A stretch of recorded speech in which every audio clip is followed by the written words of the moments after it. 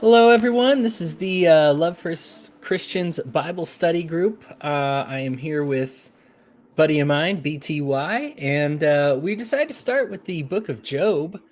So we're just gonna jump right into it. Job is one of those books. Most people know it's very distinct, beginning, middle, and end.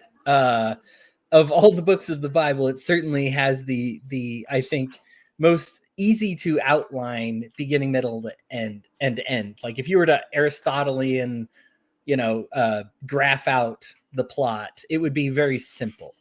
Um, Most people are familiar with it, but there's some other insights here. I was glad to read it again. It's a lot different than when I guess it's not different than when I read it last time, but my takeaway is a lot different from what I got from it last time.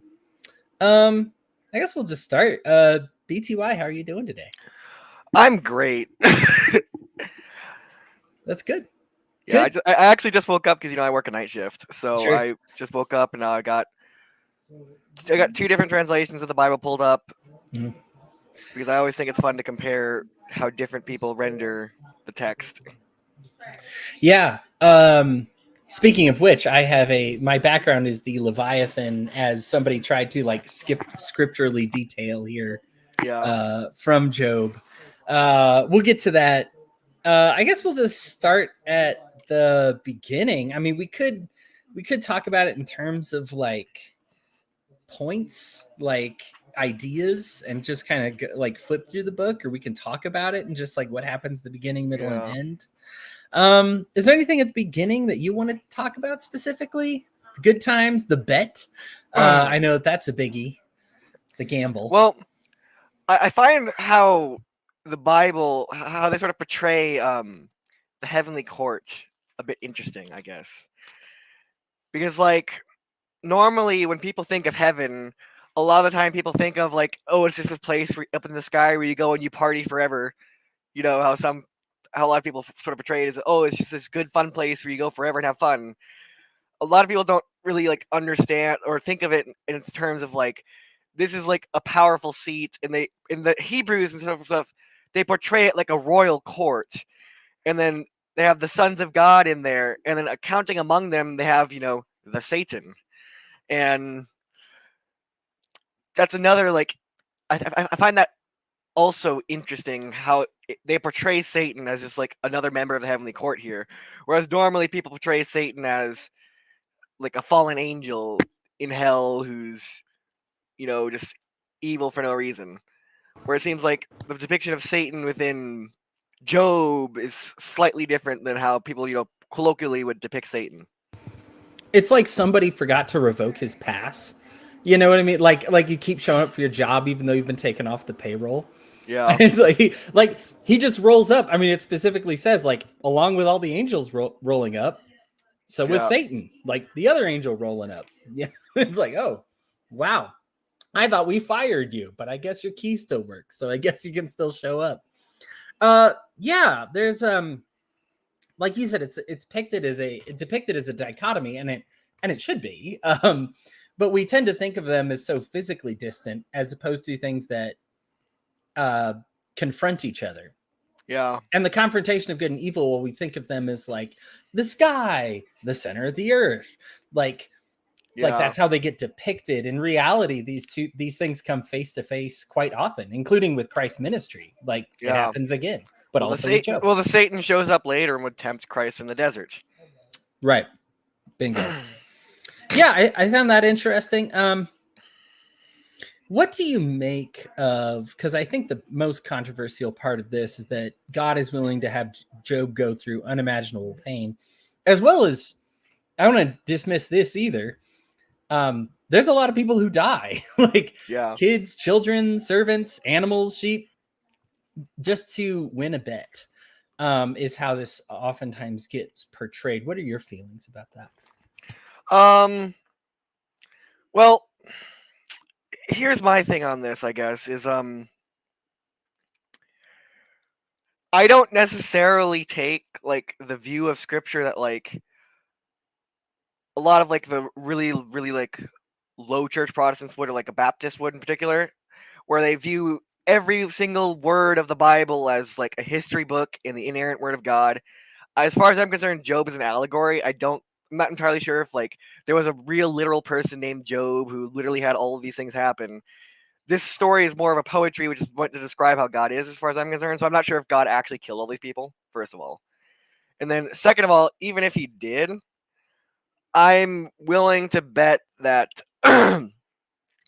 God would have some reward hereafter for all those people who died for a bet. You know, I don't think that the people who God killed for this bet are going to end up in, Gehenna burning forever. Right. I mean, that's something that I agree with you on. I am so I among the institute teachers, I ended up teaching the Old Testament because I was the most passionate about it of the Yeah. group that they had. I love the Old Testament. I don't want to dismiss the Old Testament. But there's certainly some bits here that are allegorical.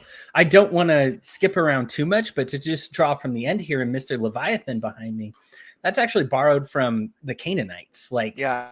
There are times that the Bible it's a poetry thing, right, and we see this with Christ, Paul's ministry, when it's like you could make up a new concept, or you could use the concept that people have in front of them, like. Yep. Oh, here's this unknown God. Like you could be like, screw your gods, unknown God, stupid, you're stupid, all this. Or you could be like, okay, let's take this story that you have and maybe add a little something to it. Yeah. And kind of put our own little twist on it here. Cool. Yeah, I think you and I are of an agreement on that. I will say this, regardless of whether this is allegorical or not, I think the fact remains that bad things do happen to good people for reasons that can seem unknowable to us. And in this case, like the bet that happens, it's like we don't want to think of God as just somebody capriciously taking a bet with Satan and just for the sake of showing himself right. Now, God doesn't do the damage, but in fact, Satan specifically says, I need you to lift like your hand from them, like stop protecting them, and I will mess with them. And so it just shows as soon as God lifts his hand from him, Satan kills him, puts boils on Job's body, whatever. You know what I mean? But God doesn't even have to tell Satan what to do. Satan knows how to create a lot of stuff. What I find really interesting about this, though, is a parallel with Christ himself. How when Christ, he's on from the cross, what does he say when he's hanging on the cross? He says, my God, why have you forsaken me? Christ allowed himself to undergo, crucifixion, the absolute worst torture anyone can think of. And that was good, and that's precisely why we crown him with glory and honor. That's precisely why, we have salvation. And Job here, he was put through a bunch. He wasn't crucified, though, but he was put through a bunch. And where am I going with this? I lost my train of thought. But okay. I guess I don't necessarily view suffering or pain as a bad thing. And I think that is one of the points that the Bible's trying to make, is that pain is not always a bad thing. And if that's the case, then the existence of pain wouldn't refute the idea that God is good, I guess. Because that's what Job is sort of always seen as trying to answer the question of is, well, if God is good, why do bad things happen? Because, we've always had people who try to point out, well, if God is good, why do bad things happen? Because, as Epicurus, that was like I think he was like a third or fourth century Greek philosopher. I'm just blanking on the actual dates. He was famous for arguing, way before Jesus was even born, that he says, well, if the gods are good and if the gods are powerful, then evil things can't happen because then the gods would prevent it. And if not, well, then they're either not good enough to prevent it or they're not powerful enough to prevent it. In either case, why are we going to call them gods? And we see that today, where a lot of like modern atheists and modern people like that will try and refute Christianity by saying, well, if God is good, then how come the Holocaust happened? How come all these different tragedies happened if God is good? If God is good, then why wouldn't he prevent it? It's funny that this comes up because the Bible over and over shows bad things. It's not like the Bible portrays this God of like good things happen all the time. Like, God is fully in charge and fully also allows bad things to happen. This doesn't make him less in charge or make his wisdom less wise. It's, to me, this is one of the, and I guess we'll open it up to the rest of the book because this will touch on the middle and end, is sometimes the attempt to rationalize why these why these bad things happen is not helpful. And I wanted to specifically go into some of why they weren't helpful. But the knowledge that God is God and doesn't make him any less God. He's got everything set up. What I hear a lot from atheists, and it's funny because I agree with them on this, but they say, well, why wouldn't God just set up some kind of like simulation or test? And that way we wouldn't have to experience like real deaths. Well, what do you think this earth is? Our real souls are in heaven. This is a simulation. Like, you are souls having this virtual physical journey. Your spirit is immortal. So we are kind of essentially playing the video game. Well, I think we sort of had the video game in Eden, and well, and that too. But I mean, we didn't really follow that. Well, I mean, we're still going. I still think that the soul is actually in the body. I don't think that the soul is like in heaven and like using this body as like a avatar out on the world. I think that the soul is still connected to the body. The soul is technically the combination of spirit and body. So there is you can't separate body from soul because that's part of it. But the spirit itself, because you're a spiritual being having a physical journey. Spirit, actually, that's an interesting term. In Latin, spiritus, that's where that comes from, actually refers to breath. That's what that means. So when God breathes the breath of life from his nostrils into Adam, he's giving him a soul into his body through that. He's connecting the spirit into his body. And that's his breath. And how the ancients sort of saw this is that once the body stopped having a spirit, once it stopped having a breath, then it died. And they sort of saw the breath and the mind as extremely interrelated, because once you stopped having breath, you stopped having mind. But then there's like the Holy Spirit, which doesn't physically breathe. Yeah. But it's but the Holy Spirit is actually oftentimes portrayed as a wind that blows. You see a lot of that imagery in the New Testament. And in Greek, at least, the idea of anemos, like that is related to that idea as well, which that's like a wind and blowing and the breath, So I guess I sort of see it. I guess my only contention with that idea that, with what you said there is that I just don't think that the spirit is like disconnected from the body. I think that the spirit is inside the body. I think the spirit and the body combine to make a soul, but like, again, that is something that we can. Yeah. I guess, I mean, it's not really pertinent to this. To me, that is how I read this book. But this book in particular, like this life here, I agree. This is actually, the test where, because Jesus says, heaven and earth will pass away. So this is pretty much just inconsequential, I guess, in that sense of. Yeah. I mean, the Bible talks about when you physically die, but you don't spiritually die. You know what I mean? Like your body dies, but your Christians aren't supposed to fear the first death because that will have no power over them. Right.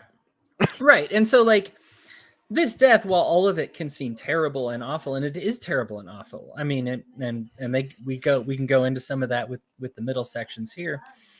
But to know that it is kind of all just a setup for us it's a plan for us to become one with God again, for us to revisit heaven again, for us to kind of be part of that heavenly host, for us to be saved. That's the purpose. Yeah. And so when we look at like immediate physical suffering, it's a terrible thing, and it should be a terrible thing, and we should view it as a terrible thing. But we also shouldn't let it doesn't prove that God doesn't exist. It doesn't prove that God's not in control. Like, God is perfectly in control of this whole situation. God is actually taking a lot of control. God is in his most control when good things are happening to you. Well, God himself suffered, though, too, is the thing. So right. If we're going to say that suffering is an ungodly thing or incompatible with God, then why did God suffer? Right. I mean, it's funny that we still went through it with Christ and being like, what? But shouldn't he have yielded all the good fruits? Not understanding what the Bible's view on fruits are. shouldn't he have yielded all the good fruits because he lived a perfect life? Shouldn't he have gotten married, and shouldn't he have had the children? Should he have been a millionaire, and shouldn't he have, cured all the diseases on the planet? Like, isn't that what should have happened if he was living like the perfect life? Like, isn't it knock and it shall be opened? And so long as your heart is in the right place, and nobody's heart was more in the right place than Christ's, right? An interesting thing about that, though, is this supposes that you as a person are within a position to judge, I guess, that we can look at Jesus and we can judge his life perfect, or we can tell Jesus, well, Jesus, if you're perfect, why didn't you do this and that and this and that? But the thing is that, like, all of us humans have to acknowledge that we're imperfect. That's the whole point of this life, is that we're imperfect. And now we're gonna be going out and telling, God, who we're saying is perfect, you're not perfect enough because you're not doing this and that and this and that. The imperfect is gonna tell the perfect how to act. Yeah, it's the imperfect, and that is touched on in this very directly. I think God exactly, because God actually says the wisdom that you get is God like will whisper. God comes down, in his mist after Job sort of, he'll curse the day that he's born after Satan comes and torments him, and then his friends show up, and then he has a dialogue with his friends, and then after that, God comes down and shows him how vast the world is, and asks him, "Do you want to run it?" Right. Hang on. Big sneeze. Job says in the middle of this, like, where does wisdom even come from? I think it's an interesting philosophical point in the middle of this, but because I think the middle of the book is almost all of the book. First of all, there are 4 chapters like God at the end, and 1 chapter where everything falls apart at the beginning, and or 1 or 2, I guess. And 90% of this is just why bad things happen to good people. Why did all this happen? And in the middle of this, Job recognizes it. He's like, well, where does wisdom even come from? It comes from a perfect God. The best we can do is hear whispers of it. And I like how he calls it like a whisper of it. Like, you can get an essence of it, a faintness of it. And like that, even that is tremendous wisdom for humans. Yeah. But you will never touch on that full wisdom that is in God. Like, as God says in the beginning, like, or at the end, like, I've measured all this out, like the cornerstones, like I've measured everybody's race and how far they've got to run individually, for each individual person that will exist. Like, and you don't know what other people are going through. I don't want to skip the middle here. I will. I believe we're gonna have a couple more joining us in a moment here, but hopefully. It's all right. I enjoy just talking to you. I like being a chatty Cathy anyway. So I think I'm gonna try to summarize Job's friends real quick, because I put a special symbol next to all the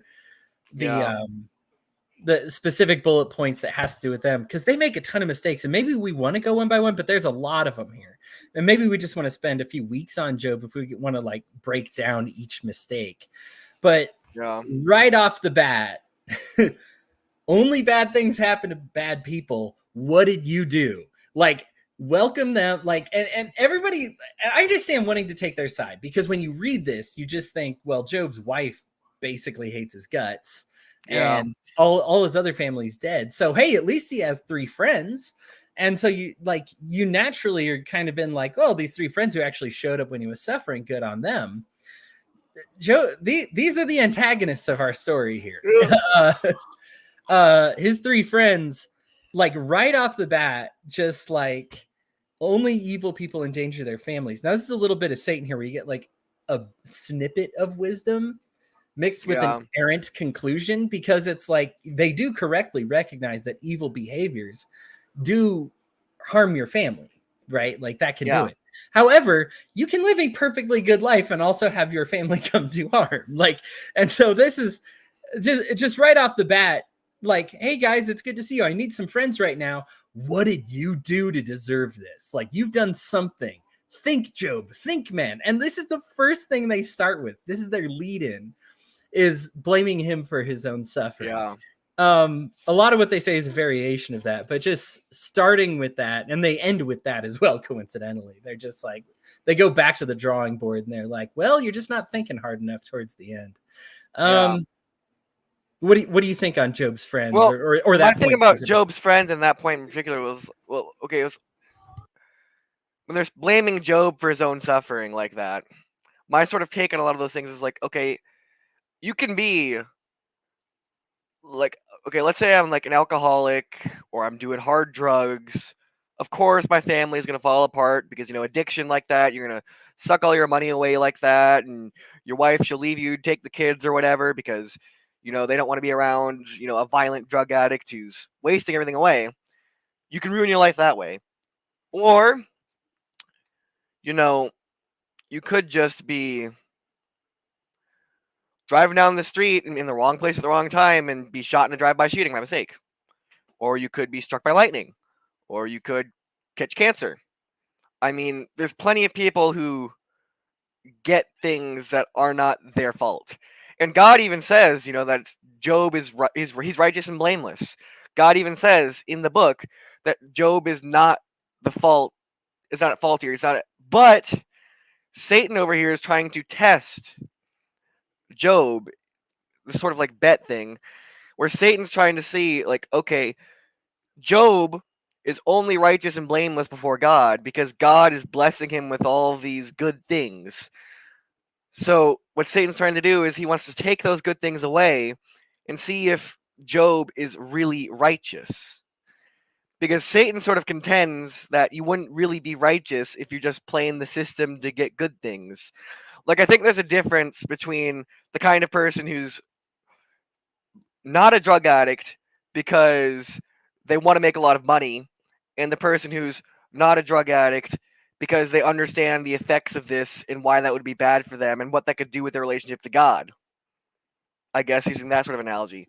Yep. Of like, a sin that's really prevalent in today's world and causes a lot of problems, I guess, is like there's a difference between the person who only doesn't sin because not sinning will get them a lot of money and the person who does not sin because they would prefer to have a relationship with God. Yes. So you do get fruits by living a righteous life, but people they think fruits and they think money, safety, liberty, prosperity, whatever that may be. And no, like we have a lot of righteous people getting thrown in prison, getting killed, like having tough lives. The fruits Julian of the spirit. Assange. Yeah, boy, yeah, free Assange. Fruits of the spirit: love, joy, peace, forbearance, kindness, goodness, faithfulness, gentleness, and self-control. It's a very it's funny because you hear a lot of these things, especially things like gentleness and self-control, and we tend to think of these as very disciplined things, not like rewards, but they are rewards unto themselves. And so when we think of fruits, it's like those were the fruits, and Job did indeed receive those. He was a loving person. He was a joyful person. He had peace. Like when we talk about all of those things, he had goodness. He had faithfulness. He was very gentle. He had a lot of self-control, and these were the fruits of the spirit that were given to him. And this event like really shakes that up, and it makes it very difficult to have those. And so that's why you can tell somebody has the fruits of the spirit, not because they have a lot of money, but because they can go through times of trial and still manage to find, goodness, faithfulness, and all those fruits of the spirit. It reminds me a lot of how, early Christian and just in general, just monasticism works, where what they'll do is, they'll swear vows of poverty, chastity, and obedience. These sorts of people, they will own nothing, they will never have a family, and they don't even get to decide what they do every day. But have you ever seen a nun who's sad? Every nun I've seen they always got a smile ear to ear. And I think that's something that a lot of monks and a lot of those sorts of people realize is what they're doing is they're trying to find a peace in the Lord that does not have to do with this material world. They're trying to have that pearl of great price. They're trying to be, a person who can be with God without just, having a lot of nice things, I guess. And Job ended up this way not by his own volition. Satan just took it all from him.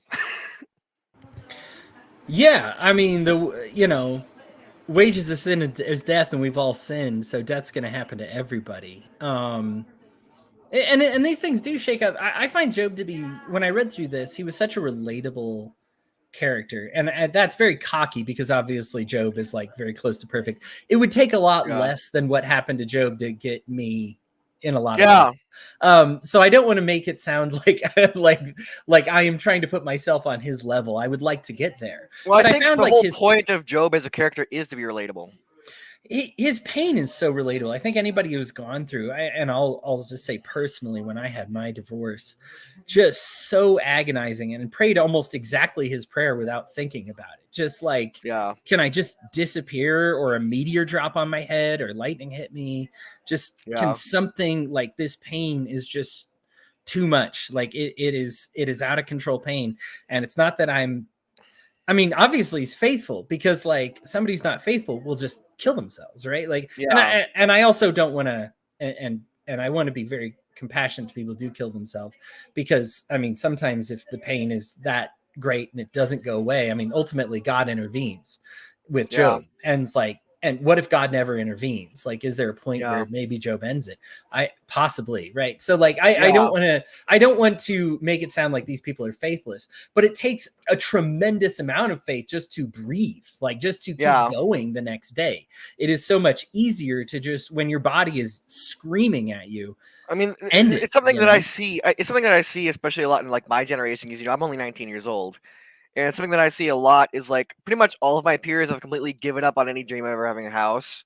Pretty much no one has any dream of having a wife and kids or a family like that, because everyone just says it's too expensive to just even pay rent and your student loans. And these people, a lot of them just don't even have those sorts of good things to have that wealth in the first place. And this generation, we've also like pretty much like, we have the most atheists out of any generation ever, and then we also have like the highest depression, anxiety, and stuff like that out of any generation ever. And it seems like a lot of them are doing exactly what the friends would want Job to do, because the friends are sort of tempting Job to either like abandon God or just blame himself or whatnot. And it seems like that's what a lot of these people are doing in the modern world. A lot of the young people are doing in the modern world, where, well, we can't have any wealth because the economy is just absolutely crazy, and the dating market's absolutely crazy. So you're not going to get married, you're not going to have any kids. You're just going to be you're just going to work for the man, and then you're just going to die, and that's it. That's how a lot of people see it. And Yeah. Yeah. it That seems like, like there's a lot that people here can learn from Job, in that Job, even the righteous man who had God, ended up like this. But because Job clings to God, he finds something that a lot of people today miss.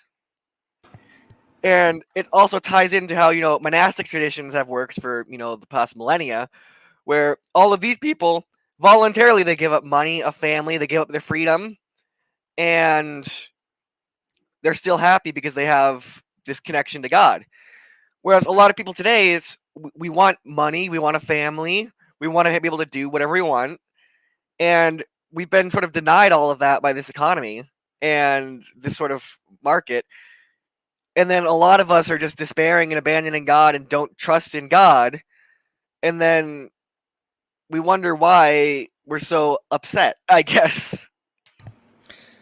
yeah, it's yeah, and I think unfortunately the tough answer is that, because we don't. I mean, Job doesn't even get the answer. Like, it's not like God's like, I took up a bet. This was a bet. He never Yeah. says that. Like, he's like, I am operating at this different level, and the attempt to try and understand it is very difficult. But And it's kind of a theme that I see throughout Job in this, is the attempt to gain some kind of rationale for it. There's a healthy way to kind of do it, to be like, well, maybe I'm supposed to grow, maybe these are the wages of sin, maybe there's something I could do. But to just tie everything into living a good life means rewards is bad. And there's a point yeah. where Job even begs for this, and I feel awful for him when he does this, that he's like, if I were you, like, could you please just listen to me? Like, let me vent. Like, let me, you guys are constantly interjecting your narratives into what's happening to me. Yeah. I'm the one going through sorrow. I desperately need just somebody to listen to me right now and not try to make sense of it, because Job is actually correct in that assessment, is that he keeps trying to resist. And in fact, God tells him to stop this at the end, this idea to rationalize everything, to suddenly make this about some practical game of logic and chess that you as a mortal human being can figure out. And instead just being like, this is what God willed. And I'm just struggling and I need someone to speak comfort to me. He says, if I were in your place, I wouldn't be judging me. Like I would be relating to me. I would be like, he wants them to do like what he wants. And I think if you've been in that position of sorrow, he says it a little bit in the beginning as well, because he says, like, I wish people could see like my sorrow weighed. I wish this was something I could put on a scale and for people to be like, oh, wow.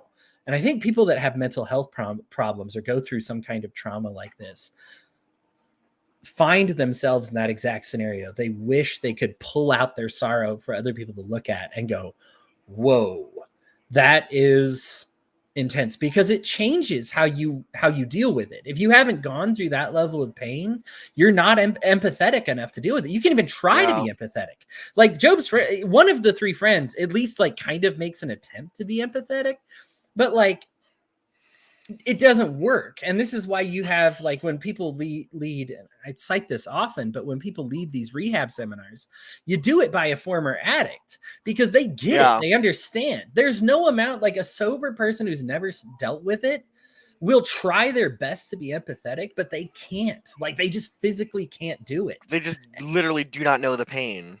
Right. And that knowledge and pain creates a connection with people. And this is, I mean, again, why does Christ submit himself to the cross? Why does Christ make himself like us? He relates to us. He connects with us. Like, Christ is somebody who took on the whole world's pain and can say, oh yeah, I get it. Like, we're all unified through Christ in that way, because Christ has felt the pain that we've felt, versus we sometimes are at odds with one another because we haven't felt the pain one another feel. You mentioned your generation, and I am on the older end of the millennials. Yeah. You're on the younger end of the Zoomers.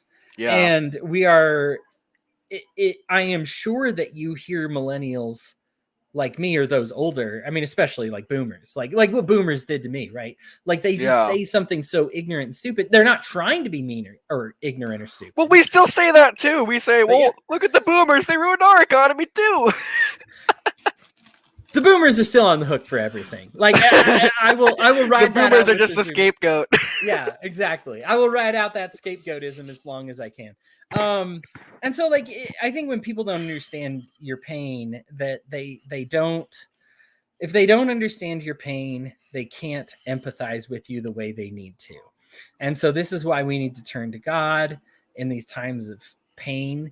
And we also need to turn to other people who have had this experience, as opposed to people that hold themselves higher than us. I think we tend to throw ourselves before well-meaning, educated, intelligent people, but sometimes you just need the guy who goes, yep, I've been there before. Yeah. And that's the best healing that you can get. Job is begging for it, and unfortunately his friends don't give it to him. And you know, Jesus, when he came into this world, he didn't incarnate himself inside, the wife of the Roman emperor. He didn't take the throne. He didn't conquer the whole world and change everything. He didn't come around dressed in purple and eating feasts every day. Jesus, he was born to, a virgin out of wedlock, and lived as a homeless dude.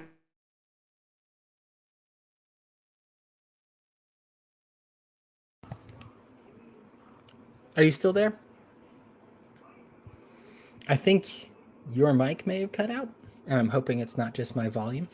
So hopefully I'm not talking over anybody. I hope. I will check the YouTube feed real quick.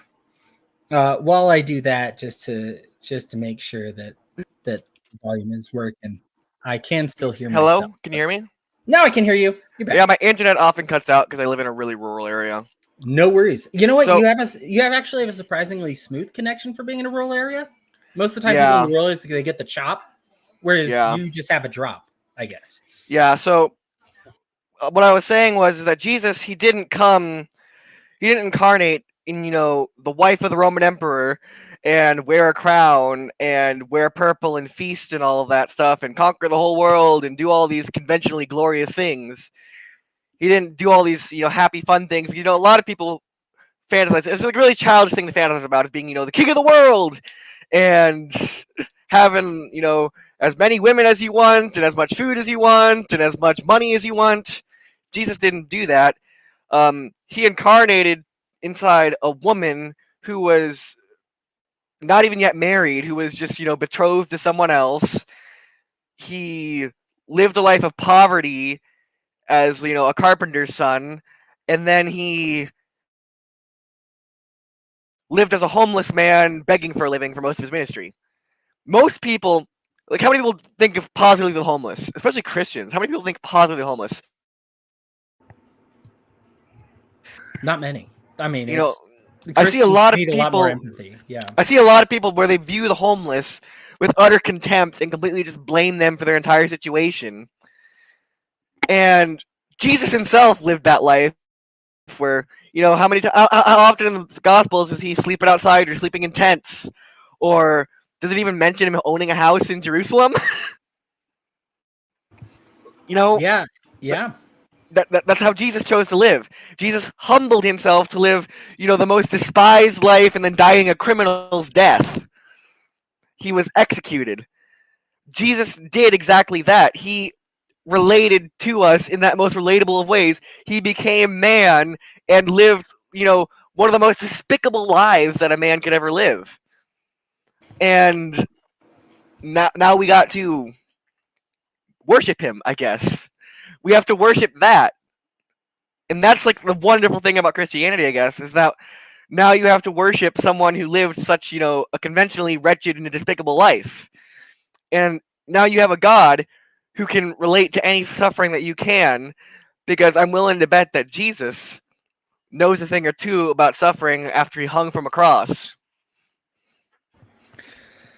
One of the deeper parts of Job that I found is in the middle of him, of course, lamenting himself, as he should, lamenting the terrible things that have happened to him. He mentions like how the way sin gets manifest, and because they're saying it would get it's manifest by punishment to you. And he says, no, if sin was manifest in me, it would evidence because I would stop caring for the unfortunate. I would stop feeding the homeless. I would stop providing shelter. I would stop giving people fair wages. I like how there's it's a sign of the times, as I wrote right next to it. But even after mentions like I would take care of the homeless, I would welcome foreigners, or he's like, I have done these things, and that's how I know it's not that I'm living a sinful life, because like my actions are helping people. He said, I even deal fairly with women. Like and nobody else does that. And I'm just like, oh boy, women during that period rough. If it required like somebody with like the level of Job to even deal, and specifically to say deal fairly with him, it's really sad to think that women during this time period just, even as they were being in ancient law, women were usually just literally property. Like, but even worse than that, like not even to drive this point home, cheat them, to drive this point, to drive this point home. The word rape actually comes from the Latin raptus, which means theft. Yeah. It was seen as taking someone's property that doesn't belong to you, as opposed to violating someone's consent and their dignity as a person. So women were just seen as things like that, I guess. Paul refers to it as like, it's a word he makes up, but like in English it gets translated to like child bedding, like boy bedding. And it's like taking somebody's wages, like a theft kind of situation. And it's like, it's interesting, the crossover that has always been there between rape and theft, that you are stealing something from somebody that belongs to them, like like when we talk about self-ownership, like you are your own property, like no one has any right to your body. And like when you are being paid, like you deserve to be paid fairly. And if you are not being, that is a theft against you. And used with the same language as somebody who would sexually violate you. We tend to think the latter is much worse, but the Bible really blurs those lines between like... Well, the Bible, if I remember correctly, doesn't the Bible even refer to, injustice upon the wage earner as a sin that cries out into heaven, which it also which it enumerates 4 sins as sins that cry out to heaven for vengeance.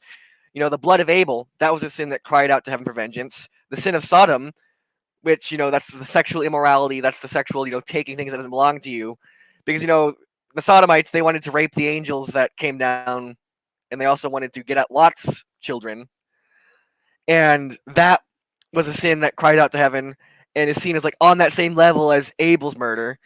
And then they also include, you know, injustice to the wage earner like that too. So there's like a certain relation to that, which is just an interesting side note, I guess, is that I guess shows the context of how, you know, just how righteous Job must have been if he was treating women fairly within this sort of society, and how women were sort of seen within that society as well.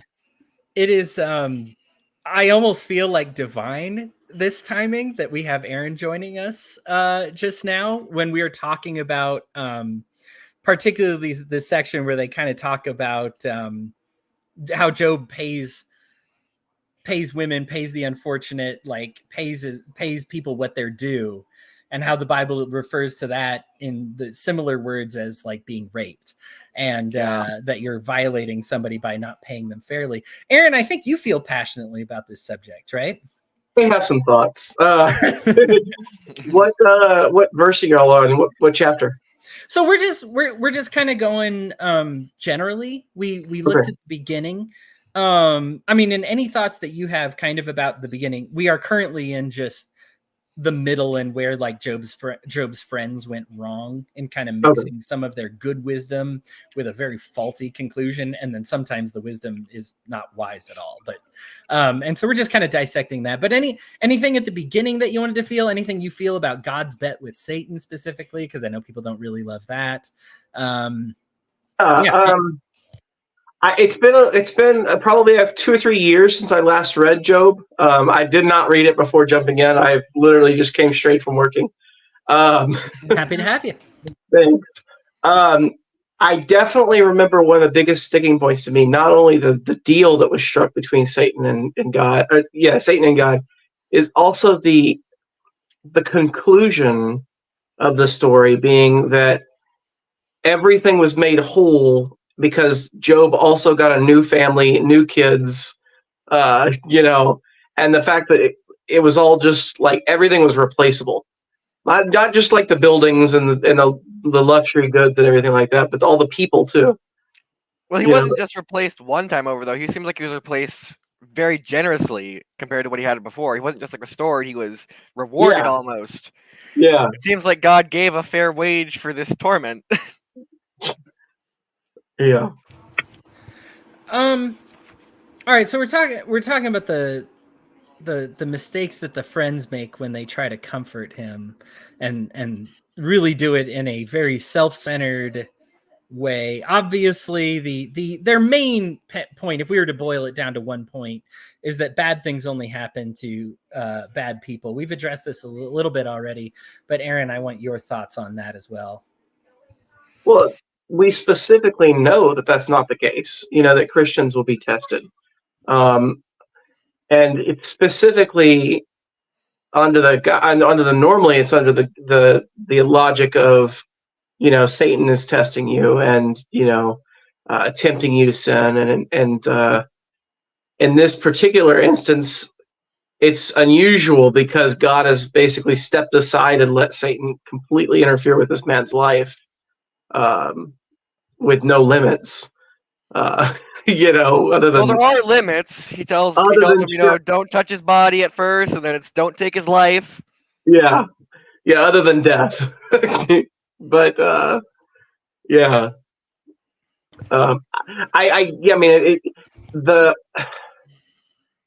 the idea that troubles only come to the sinners is very much so a popular misconception among American Christianity, but it's definitely not biblical, which is a common theme in American Christianity. You know, When we talk about American Christianity, and this is another point I had when kind of researching this, is how many people quote Job's friends unironically.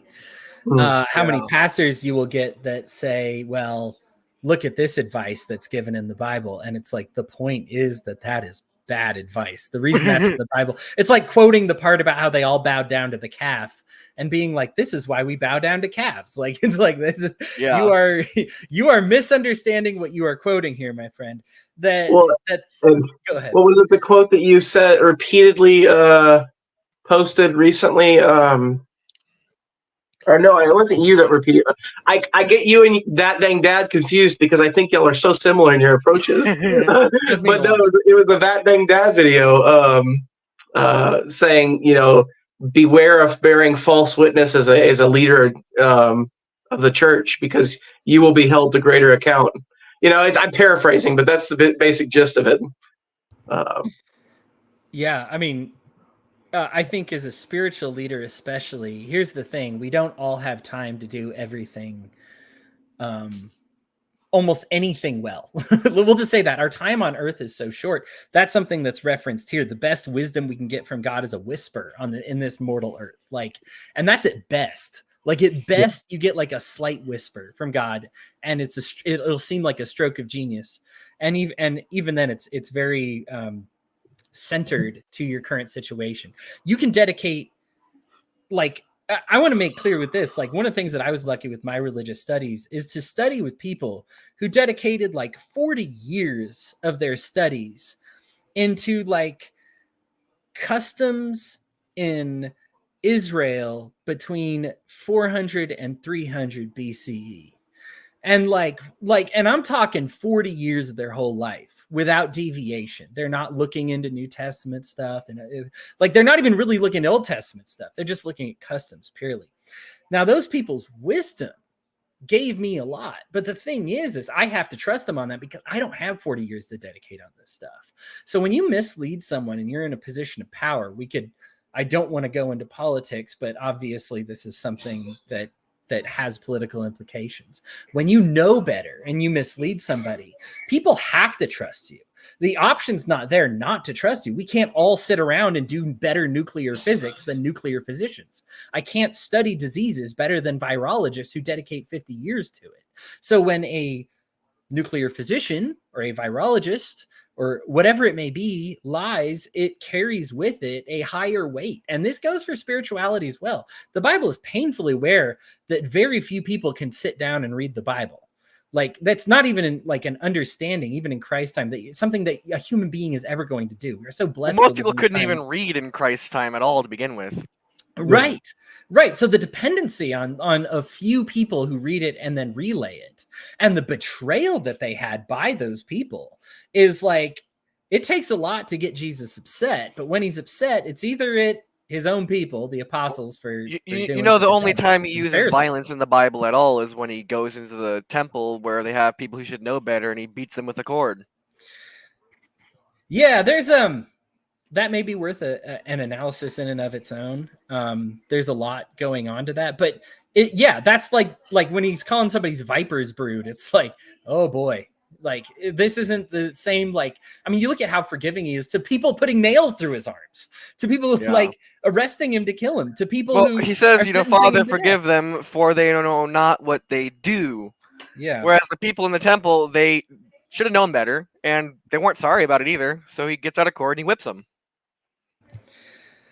I think Job, in another moment of realty, is he wishes he could talk to God as though God were another person. And I think that this is something we all struggle for when we go through times of difficulty. Is it's easy to say turn to God, but when we turn to God, will we turn to like a book? Like, am I crying on pages? Like, is that really comforting to me?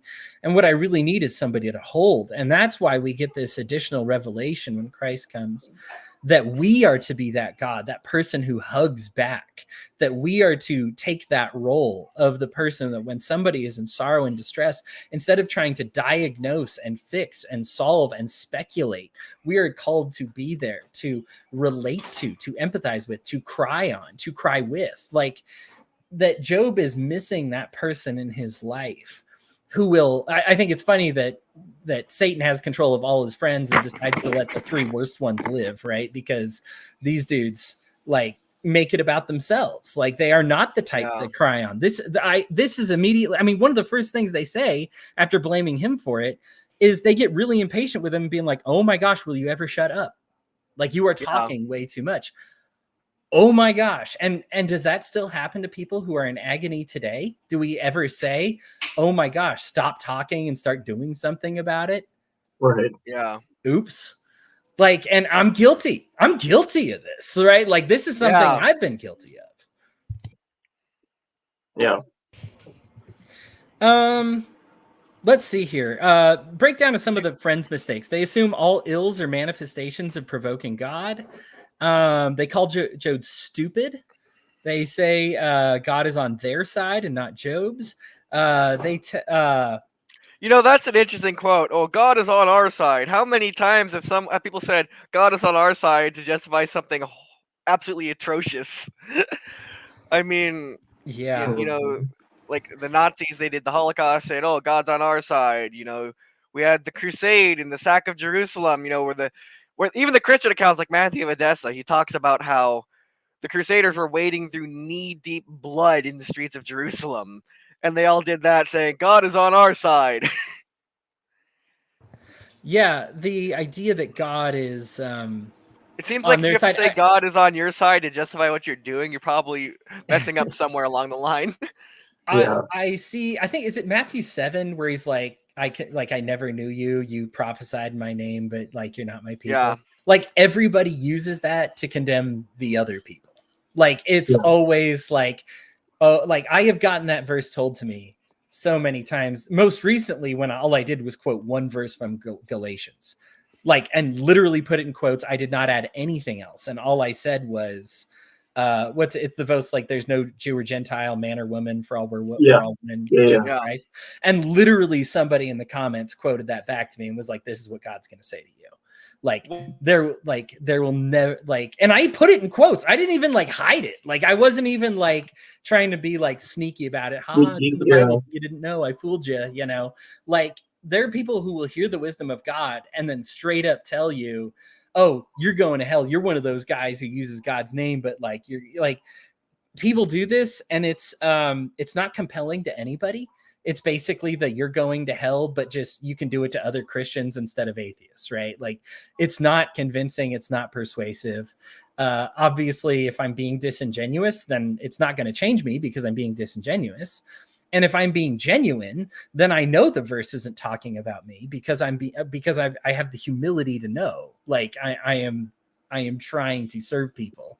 They call him a literal piece of poop. Oh no.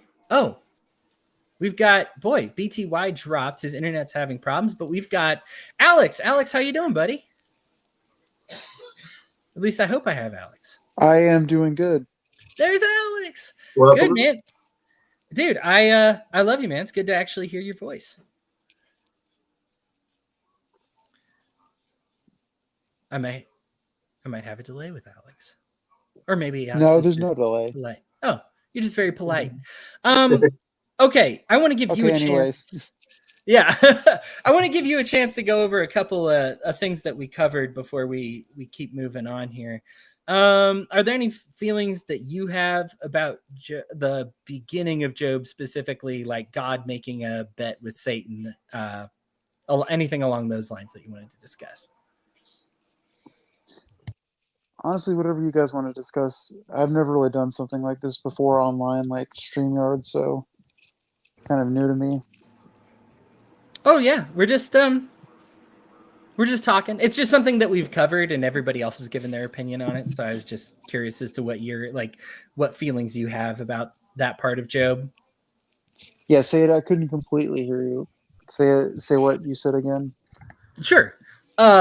We have all given our kind of thoughts about the beginning of Job, like God making the bet and then Job's family dying and just feelings, and then Job getting boils all over his body, feelings that we have about that section and kind of insights there. And since we've given our insights. I was just wondering if you had any feelings about it when you were reading that particular part of Job.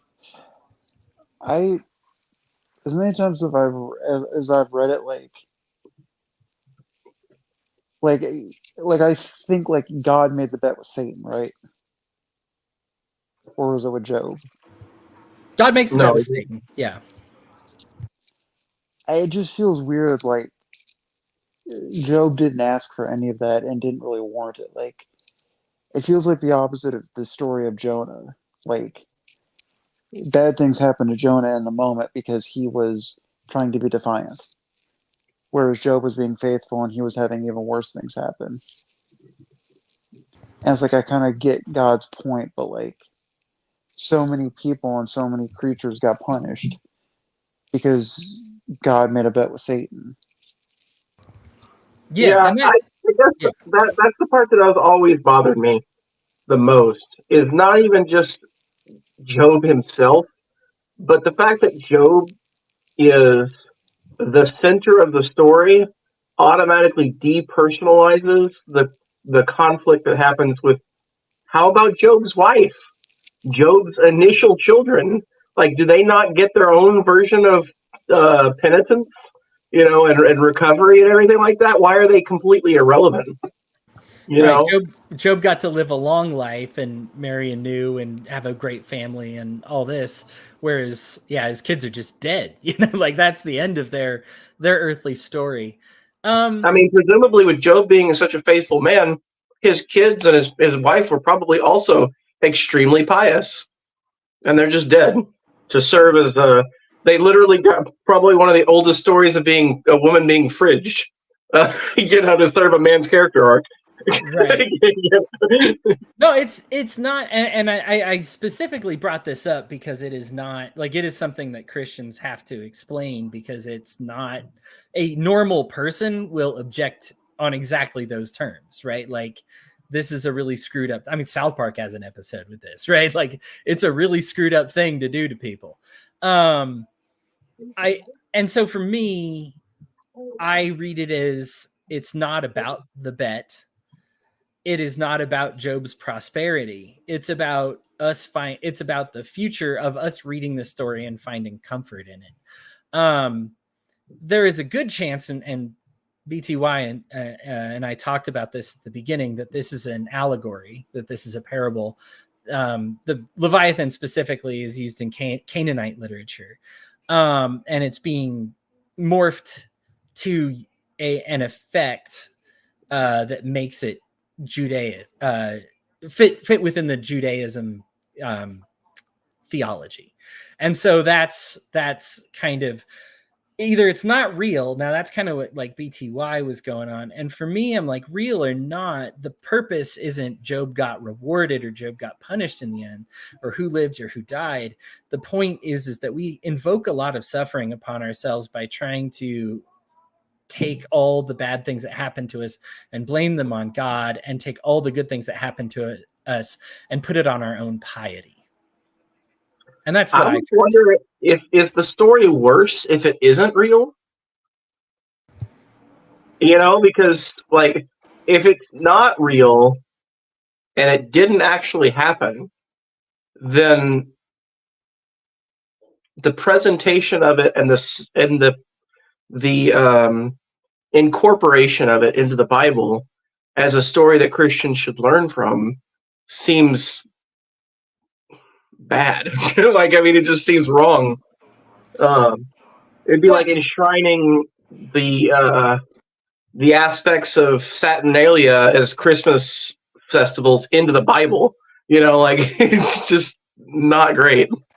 Sure, but if you keep the good, like if you manage to keep the message in there, and I think the message of Job generally comes through pretty clear, that like, trying to blame God for all the ills in the world is not the right way to do it. God has everything sized up. We need to trust him. There's a lot deeper messages, which is what I'm hoping to get into here.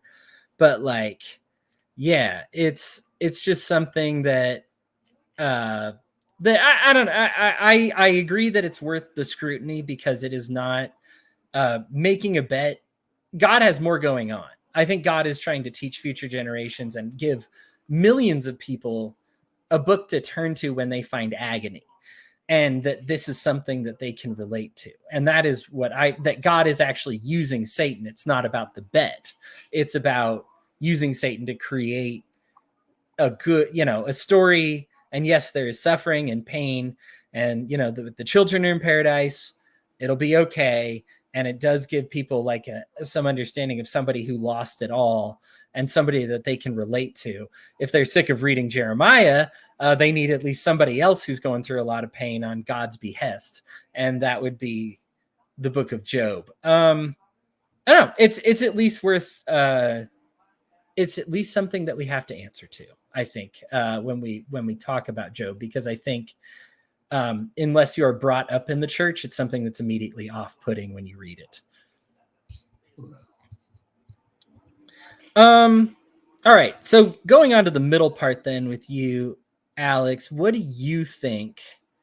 I guess I'll just start this generally, because we've addressed the bulk of their arguments can be boiled down to, why do these bad things happen to good people? It must be something that you did.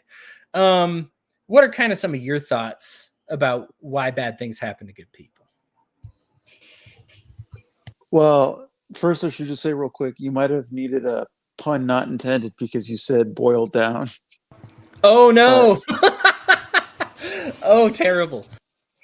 But it can get kind of confusing. Like, I've had people say that to me before, like, especially people who've been hurt by the church start to question that when they've been hurt by physical people. And it's like, life is going to, involve suffering because, like, sin entered the world and Adam and Eve kind of broke the deal with God and, kind of made that deal with the serpent. And then things just kind of went downhill from there. And then, you had Cain and Abel, kind of just further proving the flaws of humanity. So I think the sinful nature of humanity can, like, be the root cause of it, obviously. But I see a lot of good people admit that they're flawed human beings, and it's like, that's a starting point to understanding why people suffer. Like, no one's perfect. No one's going to live forever, like, at least on this earth. But it also kind of confuses me at the same time, because, like, the people who think about this actively seem to be the people who suffer the church hurt. And it's like, people are less likely to think about it when they're not being hurt by fellow humans within the church. Yeah. I mean, that just brings back to what Aaron said about people within the church have a higher responsibility to heal and not harm. Like, if you're causing harm in God's name, that's a magnitude worse than just causing harm in general. One of the reasons why holy wars are so, they wretch my soul in a particularly awful way. Yeah. I think in the case of Job, who is actually somebody who is blameless, and like his kids, like, and babies who are also probably blameless, right? Like, and just watch it and seeing them die and all the agony and pain that it's caused and the pain that we go through with trying to understand it, but it's very human to try and want to understand it. I think that it's the reason, like, Job is so lengthy is that it doesn't feel very lengthy, because when you read it, you feel a lot like Job. Like, if you lost these things, you would go through his grief cycle like he goes through it. Like, you would be saying a lot of what he says, and wanting the comforts that he wants that he just can't seem to get. He says he wants to see God, or he's going to see God through his own eyes, when his friends tell him, like, try seeing God through our eyes. And he's like, my experience isn't yours. My relationship with God isn't yours. The only way I can see God is through my eyes. And so when, Alex, you talk about somebody that has experienced suffering at the hands of the church, I mean, how do they see God? This is something that's biblical. It can only be through their eyes. And it's, they will say incorrectly attribute it to God, but can you blame them? Right? Like, that's a tough thing. Do you when you read the friends' responses or the friends' condemnations, I should guess, I guess I should say, do you equate those to a religious leader bearing false testimony? Because I always read them as friends who are just scrambling to try to find some sort of justification for how bad things are, and they're frustrating Job because obviously he's suffering. He doesn't want to hear this negative testimony um, in his hour of need, but his friends are just like trying to find some sort of justification for why this is happening, and they're failing to come up with anything logical. So they're coming to things that they probably know aren't true, but they're trying to like just make sense of it. I mean, because Job at least had the opportunity to acclimate himself to his suffering before his friends arrived, whereas his friends are arriving on scene and they're just like, "Why is this happening?" You know, they're not getting an opportunity to like digest it before giving their words. Yeah. Patty, welcome to the Bible study. You've been listening for a while, and it was like, oh, they're trying to hook their mic up or their video up. And so I just wanted to say hi. And if you can say hello back, you can say hello back now. That's okay. If you do get a mic hooked up, then that is just fine. I see it the way you saw it, Aaron, that these are not, I don't take them as spiritual leaders, although they think of themselves as spiritually guided people. But yeah, I think that they make the mistakes that religious people make today. I was mentioning with BTY when we were talking about this, I was shocked at how, when I read this today, how modern it felt. Because these are the same type of things we tell people when they're suffering today. Like, we make many of these same excuses, and they sound about just as good. Like, you know, like we feel like we're coming off real smart, like real educated. And in reality, we're actually like kind of sacrificing some other verses. Job says specifically, he's like, this line of thinking that God always rewards the righteous is really screwed up to the poor. Like, he's like, do you guys not know any righteous poor people? Like for real? Like a lot of my servants who perish were very righteous people. Like, you know, there are righteous poor people. Well, I guess Job's servants weren't poor, but you know, there are poor that Job knew of, that he was like, yeah, like they're righteous people. The idea that God like will financially reward you for being good or always physically rewards you for being good is untrue. I think it's something that almost speaks to a Jewish stereotype that like some Jews believe that like they'll be financially rewarded for following all the commands, but like it's not even true in Jewish doctrine, and it has never been true. And as Job mentions, like it's just kind of a messed up line of thinking. There are people who think they can righteous their way into wealth. Prosperity gospel. Yeah, I think there's a verse about camels and needles that comes to mind. I can't remember the exact verse right now, but you know, it's there someplace for those who want it. All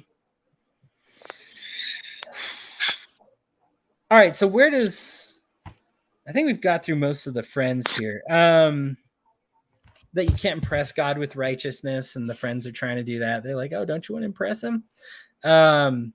Job wishes the problem were due to his sin, because then he'd be like, oh, that's easy to fix because I notice when I sin, because if I sin, I don't treat foreigners very well. I don't deal fairly with women. I don't pay people what they're owed. I don't that's an easy problem to fix. If it's sin that's causing this, I can live more righteously and do that.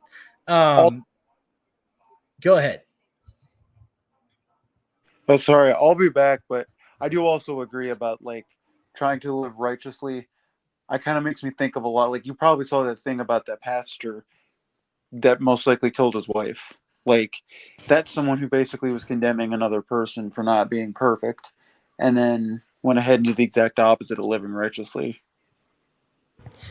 I have seen it. I actually just saw the video today where he's like, oh, where death was self-induced or whatever. And now people are like digging and finding that she was speaking out about abuse, and it's getting ugly. I will wait until I know more assuredly on that one, but it's a common enough problem within the church. Whereas even if this isn't like the example of it, that men treating women like property, it's there, and yet they had wives and have wealth, and we can see their unrighteous way of living before our very eyes. I mean, this is the Pharisees all over again. They had all the wealth, they had all the spiritual authority, and they didn't deserve a lick of it. Just goes to show what happens when you outsource your authority to somebody other than the authority himself. Like, consult the Holy Spirit even before me. Like, I cannot stress that enough. I love to study the Bible. It is like my area of expertise. It is what I studied. It's what I got my degree in. I love it, but I am hardly the authority that I want people to be on this one. Everybody else should do this for themselves. Aaron, I know you're outspoken about problems within the American church, Christian church. Unfortunately, it's even a global problem across other churches too. I mean, as bad as the American church is, there's a few in Russia. There are problematic Christian churches around the world. Something I was thinking about just now is, I know that Job is presented as perfect, and I don't know to what extent that's supposed to be taken literally, or if that's supposed to be part of the allegory or whatever. But if Job, pre-suffering, pre-reconciliation and everything like that, was not the person afflicted, but one of his friends were, and Job was coming to visit his friends, do you think that he would have had the same insights that our Job had, or would he be one of the friends? That is a tough question, because Job gets cut off by God. I guess God cuts off the friends technically, and he's like, all right, I've had enough of that. I'm going to represent myself. And I don't know if it's because Job is about to give into their line of reasoning, or if he's just sick of seeing Job get bashed around by his friends. Patty, do you have any thoughts on that now that you're here? Hello. No, and actually, I left work early so I could listen to this conversation, because I'm so fascinated with the whole. Job is one of my most fascinating topics, because I don't understand it at all. I think God is unnecessarily mean to Job, and I don't get it at all. And I've been listening to the conversation like, No, I appreciate you joining, because we need a lot of that perspective. This is a book that Christians mistakenly lead with, like, to people who are outside the church, and it sounds messed up unless you've already been kind of taught this in a very gentle, loving way. Because other than that, it just looks like God messing up somebody's life in order to win a pointless bet with an adversary. Yeah. I feel like okay, so like this is what, like, I hear Christians argue Job all the time. Like Job is about, like, Job loves God and he never falters, and he, and then you have like the miserable comforters and all this other stuff, and when it's all done, God blesses Job by giving him better than what he had before. But like, you make a really great point. It's like, what about his wife and his kids who did nothing? Right. And they all get wiped out in this like Holocaust of hell, because, it's like none of that makes any sense at all to me. And it never gets explained. And to me, I think, well, like, it all worked out for Job because he never lost his faith in God. But what about his wife and his kids who never lost their faith in God? They just got murdered, and it's like, well, that didn't work out really good for them. And it's like, I kind of wonder about like the story of Job. Like, when people give like the story of Job as this man of great faith, it's like, I honestly don't think it's a story about a man of great faith. I really don't. And I think Christians have been interpreting it wrong all this time. I think there's a whole lot of layers to Job that I don't think people are accepting, because we don't want to accept that sometimes bad things happen no matter what you do. But I think it's more a matter of, you just got to persevere, because sometimes you're going to come out of it, sometimes you're not. It's like, I always use the argument in my Bible studies. People would say, and I know I'm rambling, but like people would talk about, believe God will always take care of you. And it's like, really? I bet that's exactly what the Christians were saying up until the moment the lions ripped them to shreds. It's like, sometimes like God will rescue you from the lion like he did Daniel, but more times than not, the lion's going to kill you. It's like, so which one was God? Like, who believed in God more? Like, who was more faithful to God?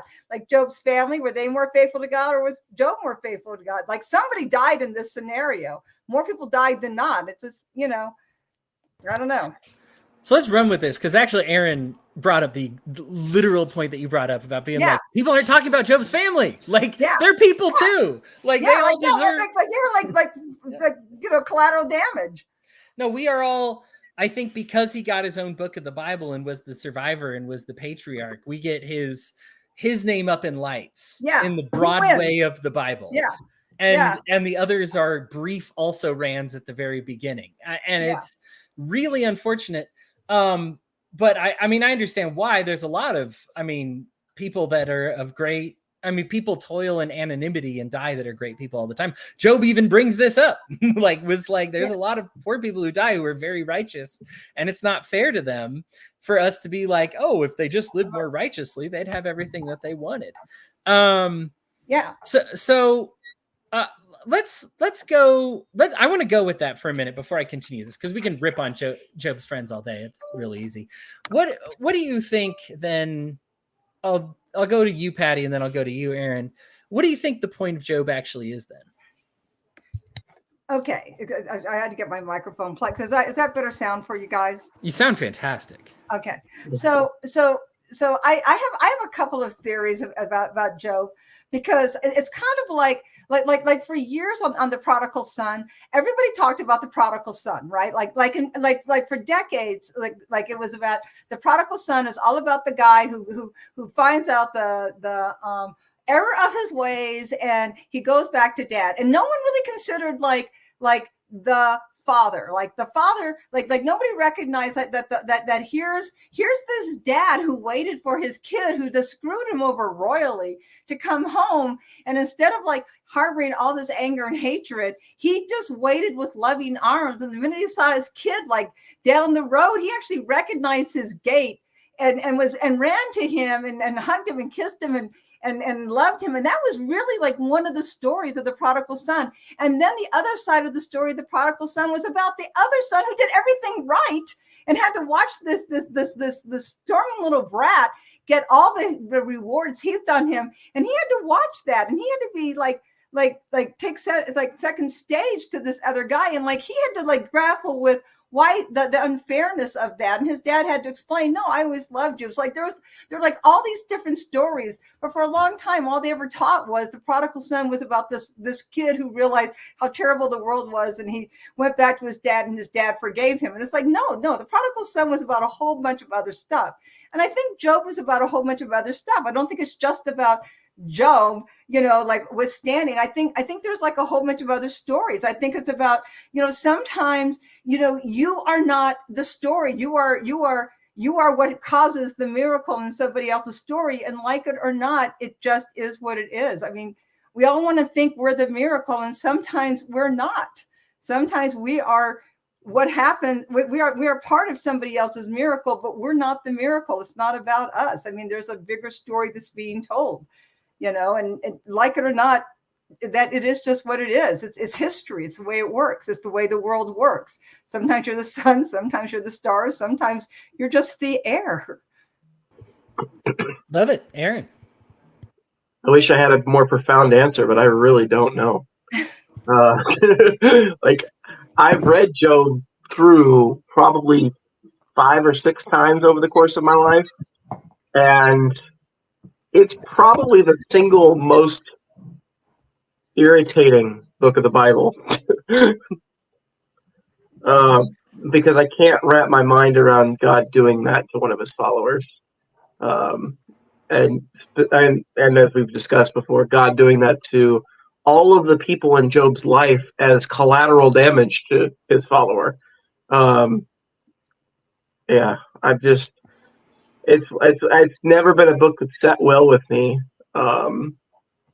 It's probably the book of the Bible that I've read the most too, because I wanted to grapple with it, but I've never come up with a satisfying answer. I've gotten temporary answers that I just kind of go along with and say, okay, yeah, that makes sense, I guess. It's one of those things where you're naturally inclined to just go, well, I guess we can't understand it on the human level. We have to just wait until we get to heaven to ask God how to make sense of it for us. Which seems like such a lame cop out answer. I agree. Um, I agree. Because I tell you what, Aaron. See, I think the lamest excuse we make for God is to say that God will explain it to us when we get there, because I don't think God's that mysterious. Because if I was the creator of all heaven and all the universe and everything, I would not make it that difficult for people to know me. You know what I mean? I mean, I would I'm a public affairs director. My job is to explain my agency to the stupidest of the stupid, right? I mean, that's my job. Like, I want people to understand what it is I do and what my agency does. Now, if that's my job, and I'm not God, I'm thinking God is probably better at his job than I am at mine. So I don't understand why God can't explain himself in heaven any better. And if you want to say, well, God works in mysterious ways, it's like, well, then he's pretty stupid, because that's a very bad PR strategy, and I don't think God has a bad PR strategy. So that tells me that we are either overthinking God, or we're trying to put on God things that don't belong on God because we want them to be true. It's funny because I read this and I actually really loved it, and maybe it's just it finally sinking in with me when I read it this last week.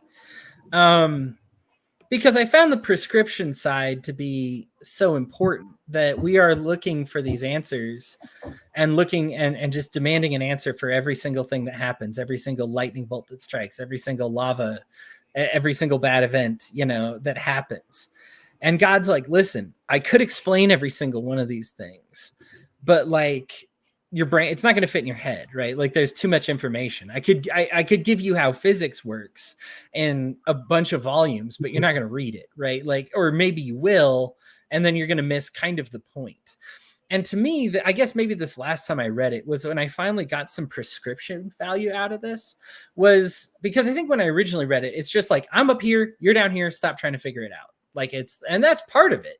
Like, stop burdening yourself with trying to figure it out and make sense of it. Because when you're looking at a chess game that is as complicated, this is beyond 4D chess. This is chess that involves every human being on the planet, right? Like, Job's babies are taken care of. Job's servants are taken care of, right? Like, God loves them. God cares about them. He mentions loving them at the end. Like, I care about like the ostrich. I love the part about the ostrich at the end. It would actually struck me as particularly beautiful that he's like, it's a bird, it can't fly. And so everybody's like, oh, why did you doom that bird? Like, that poor bird can't fly. And he's like, relax.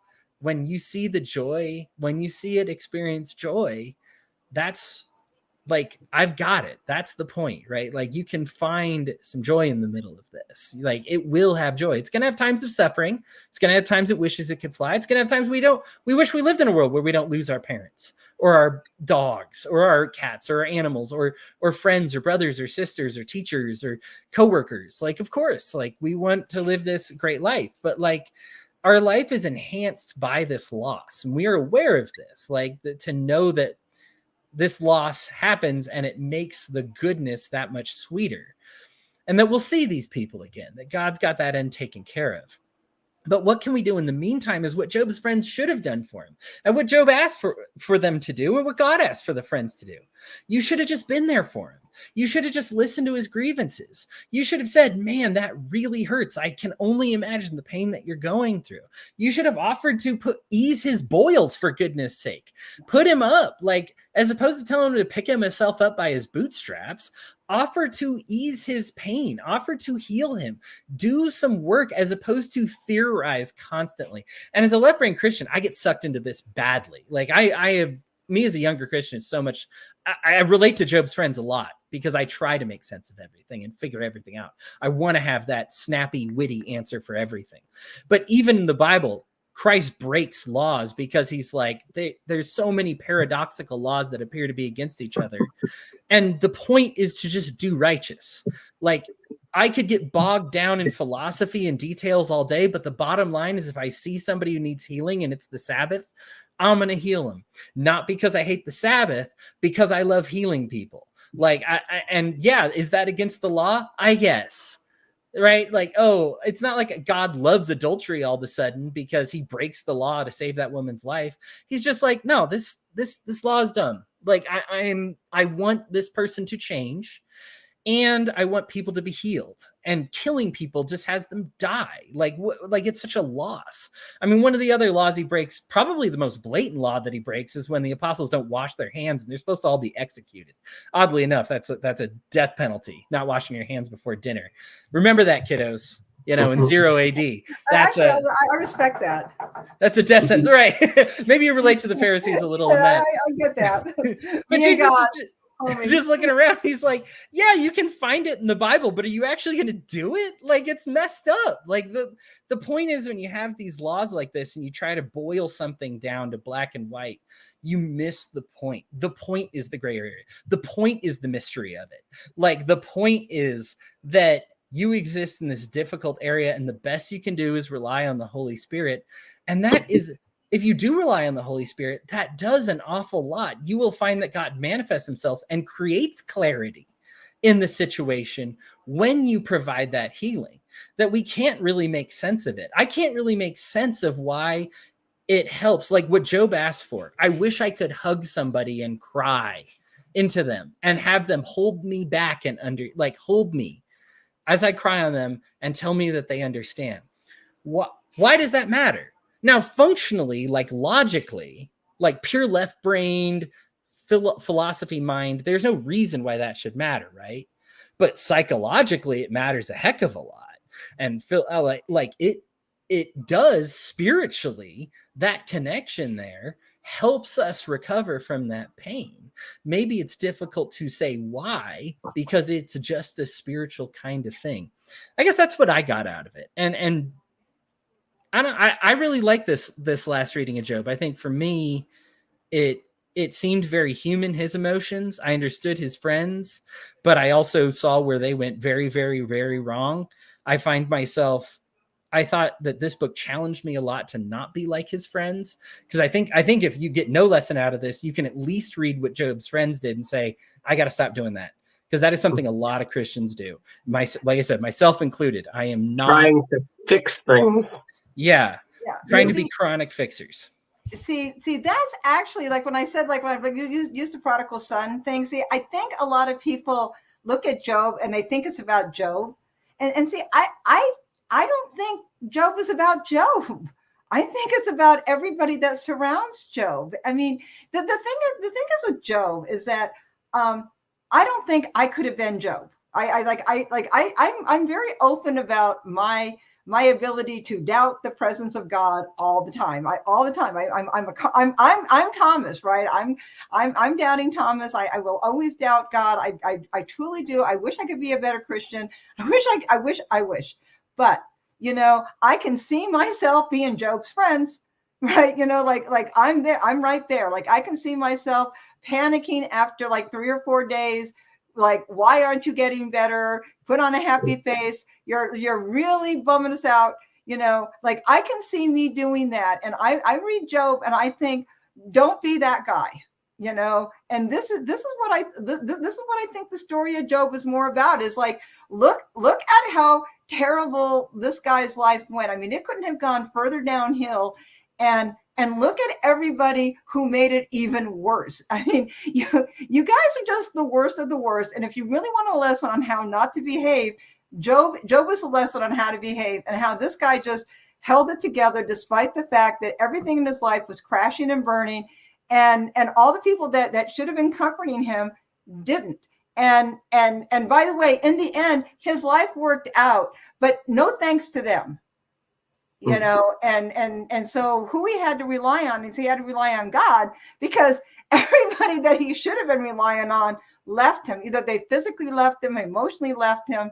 They all left him, you know, and it shouldn't have been that way, because he should have been able to have those people to rely on. And so it was like a twofold thing with Job. It's like, one, you know, this is a story about a man who had to survive emotionally on his own. And two, it's a story about people that shouldn't have left him on his own. And so it's really a two-part story about who we should be on both sides, who we should have been as his friends and who we should be as Job when that happens, because you can't rely on people to be there for you, and you can't resent them when they're human. I mean, because people are human. And that's kind of what I kind of saw with the Job thing, you know. And I don't think God killed them. I mean, I don't think God kills anybody. I think that's just like the way the Old Testament is written. But that's what I see. Yeah. There's a lot of theory on that if God's hand is like, he's, you know, the way it's phrased, that God's hand is protecting them, and then he just removes it and Satan does what he will as soon as he moves it. And yeah, I don't know. I think either way, if you're all powerful, you are kind of responsible for it, right? Like, you're all powerful, all knowing, you're all present. Yeah, I mean, God can right? save them. Like, yeah, right. I mean, all God has to do is just say whoop, and you know, yeah, it gets saved. But I mean, if he wanted to give the same lesson, why couldn't he have, like, Thanos snapped them out of existence and then Thanos snapped them back into existence whenever the lesson was learned or whatever? Yeah. Like, why did they have to disappear? Like, why did they have to die? You know, so here's, you know, I had a really hard time, like Job and all of that. I had a really hard time with all of that until I attended the White House summit. I forgot, it was a White House summit on something, but a woman told a story, and I've never forgot this story because it actually really changed my whole perspective on God. And she told this horrible story about how she was almost murdered outside in New York, outside this door, and she was walking home, and this mugger got her, and the doorman saw this mugger, and he shut the door so that the mugger couldn't get to him, and he watched her get beat up and almost murdered. And she lived, but she said that she had to go through a lot of therapy, and with her priest and everybody, trying to forgive that man who shut the door on her, because she was like, he left me there to die, and she just like could not wrap her head around it. And she said what finally got her through it was, one of her spiritual counselors said, you know, because she was like, why did God leave me? Why did God desert me? Why didn't God help me? I'm like, I've done everything right. And I was praying to him while this was happening. Let this guy open the door and help me. And she goes, I could see him staring. Like, all he had to do was come out there. And she was like, why did God let that happen? And finally, one of her spiritual advisors said, look, God didn't do any of that. All of those people had free will. You had free will to walk down that street. That mugger had free will to mug you. That guy had free will to shut the door. There was free will operating everywhere. And you just have to accept that everything that happened to you was total free will. None of that was God. Now what you have to what you have to go further when you look at spiritually is what protected you from dying, what God gave you the strength to emotionally survive, and why are you here trying to heal, and what's going to give you the emotional strength to forgive and move on and not be bitter. This is where God comes in, and it's like, okay, because why do children die of cancer? It's like, does God kill them? It's like, no. I mean, there's a whole bunch of other things that happen for that. And it's like, you can't think that God is going around murdering people. It's like, things just happen. It is what it is. Free will dictates all the choices that we make, and that free will dictate what happens down the road. I mean, it is what it is. But how we respond to it is going to also dictate our relationship with God and how we respond to it. And that's what more the take was. Is like, so I get it. It's like all these people were like collateral damage, and that just like bothers me the way the whole thing is written. But that was all put in motion. Whatever happened. I don't like the fact that they said, well, God killed them. I don't think God kills anybody. I think what's in motion to happen is going to happen, and how you have to handle the disasters is on you. Yeah, I definitely agree for the way that our normal, like our interactions with our world. What strikes me as different about Job is that Job and Satan like deliberately planned it out to go this way. Like Satan might have been improvising as he goes along, because he doesn't have the omniscience that God does. But God knows full well from the very start of what Satan's asking that he's eventually going to grant Satan the ability to start giving him boils and stuff like that. He knows the escalation that's going to take place, and he allows it to. He steps aside and allows it to happen in a way that's totally different than the free will incident of your friends getting mugged. And yeah, Well, but hey, y'all, I have to dip out. I'm sorry, I have to get my kiddo ready for bed. So I mean, but we're going to push back on that because Thanks because for joining us, Sarah. Satan, God knows that Satan's going to do this. But then again, when you go into because now we're getting philosophical, but knowing the omnipotence of God, God has to know that Satan's going to do this. So God already knew that Job was going to have the boils in advance. I mean, so God already knows all this is going to happen. So was it Satan doing it, or did God already know that this was going to happen to Job, regardless if Satan said it? You know what I mean? I mean, you know what I mean? It's like, so did Satan really do it, or was this stuff was going to happen, and God already knew that this was going to happen? Satan just thought he was pulling the strings. I don't know. I'm gonna have to leave it on that though, because I have to go head out and get my kiddo ready for bed. But yeah, it was a pleasure, y'all. I hope we do this on a regular basis. Oh, you're good. No, we're good. This is actually generating a lot of views. I'm surprised about that. But I'm happy to have so many people watching. For me, and I think God at the end kind of fesses up to being like, yeah, I oversee all the deaths. I oversee all the lives. Like, it's all in my hands, right? Like, I know it. And I've got it all situated. I think God has it all figured out. And here's the thing. We kind of look at we'll figure out who. Figured out for Job's kids because they're just dead, or figured out for Job because they're here. Well, how about figured out for Hody Johns, who over 2,000 years after this book is written, goes through a terrible divorce, feels miserable, wants to feel better, reads the book of Job, sees somebody suffering and in pain, sees a God who's empowered, sees a God who demands empathy and understanding for people that are going through times of suffering, and feels more ready to deal with the catastrophic thing. So for me, this is we're looking within the book of Job at the chess game, and God is dealing with a universal chess game. Even if God does say, yeah, maybe all Job's kids die, here's my assumption. All Job's kids are going to heaven. All Job's servants are righteous and go to heaven. Job's wives go to heaven. He sees them again. Job lives a great life. Those people live a great life. I don't like the fact they're afterthoughts in the story, because every individual is sacred. But if we treated every individual sacred, we'd never be able to finish the Bible. It'd be too long, right? So maybe what we do is we just say those lives, okay, God's got them. They're in his hands. He understands. Their deaths are lamentable and they should be sad, and they are sad. And God even understands, he wishes the friends would just be sad with him for a moment, right? That's important. But I think what God is operating on is even beyond the end of Job, is beyond this. Somebody's going to write this story down, and people are going to gain the understanding of being like, oh, I worship a God that understands difficult things are going to happen. How many criticisms do we get? I think the number one criticism of God outside Christian communities is the bad things happen to good people conundrum, right? This is the top issue that people have with God. And it's comforting to me to see the God in the Bible acknowledge this. What I love about God speaking for himself at the end of Job and in other places in the Bible is it's a lot better than people trying to speak on behalf of God. It's and you get the microcosm of this within Job. Job's friends trying to speak on behalf of God do an absolutely terrible job. And then God speaks on behalf of God and says, no, I love all these people. I love the people who died. I love the people who live. I love them all. It's all my creation, right? Like I have it all set up.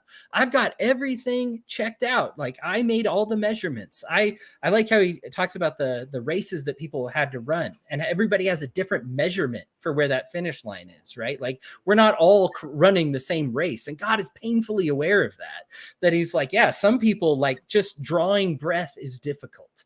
For some people, he gave you so many talents, he expects great things of you, you know, like he's dealing with all these things, and he's like, listen, just let it go. I got it. Do your best, be empathetic with your fellow man, and stop trying to look for like, and I mean, especially in this case, stop trying to blame Job for his own pain and suffering. Like, don't blame the people in pain and suffering for their own pain and suffering. Like, that's a messed up thing to do. God's like, blame me if you have to. Like, that's even something that God's okay with. He's like, I'm in charge of it. I dealt with it. I have dominion over it all. If you are really upset with somebody, you can be upset with me, but understand you're being upset with somebody that kind of is thinking I'm playing a different game than the game you're playing, you know? Yeah, I actually agree with that. I mean, I think I like the fact that God takes responsibility for Job's pain and suffering. I tend to think, though, I mean, you know, because I also go back to the Bible's an Eastern book. I mean, it's an old, you know, like, and this is written, you know, I have to always, you know, I know it's supposed to be, you know, the Bible was written by holy men of God as they were, you know, inspired by God.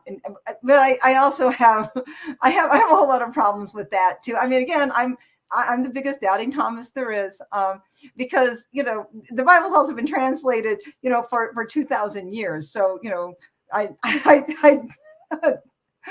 look at like things that have been translated. So I wonder like how accurate, you know, that actually is the original, like when it was originally given.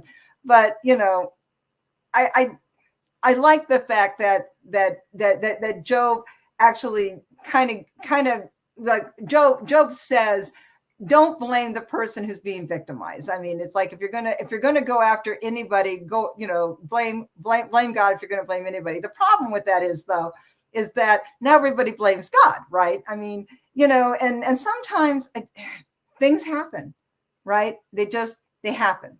It is what it is. And blaming the person who's suffering isn't right. But then again, I don't really like God taking the blame for stuff either.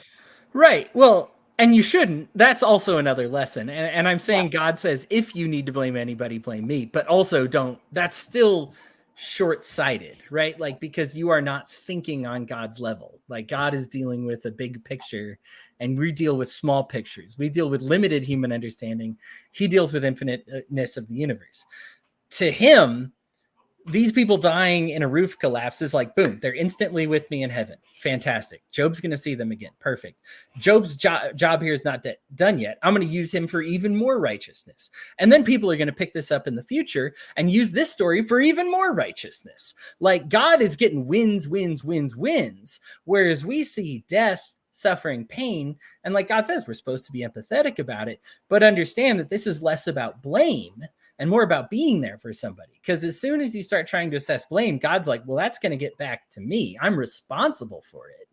But it's not all a bad thing. I have plans. I have reasons. Like, you just don't understand what these reasons are.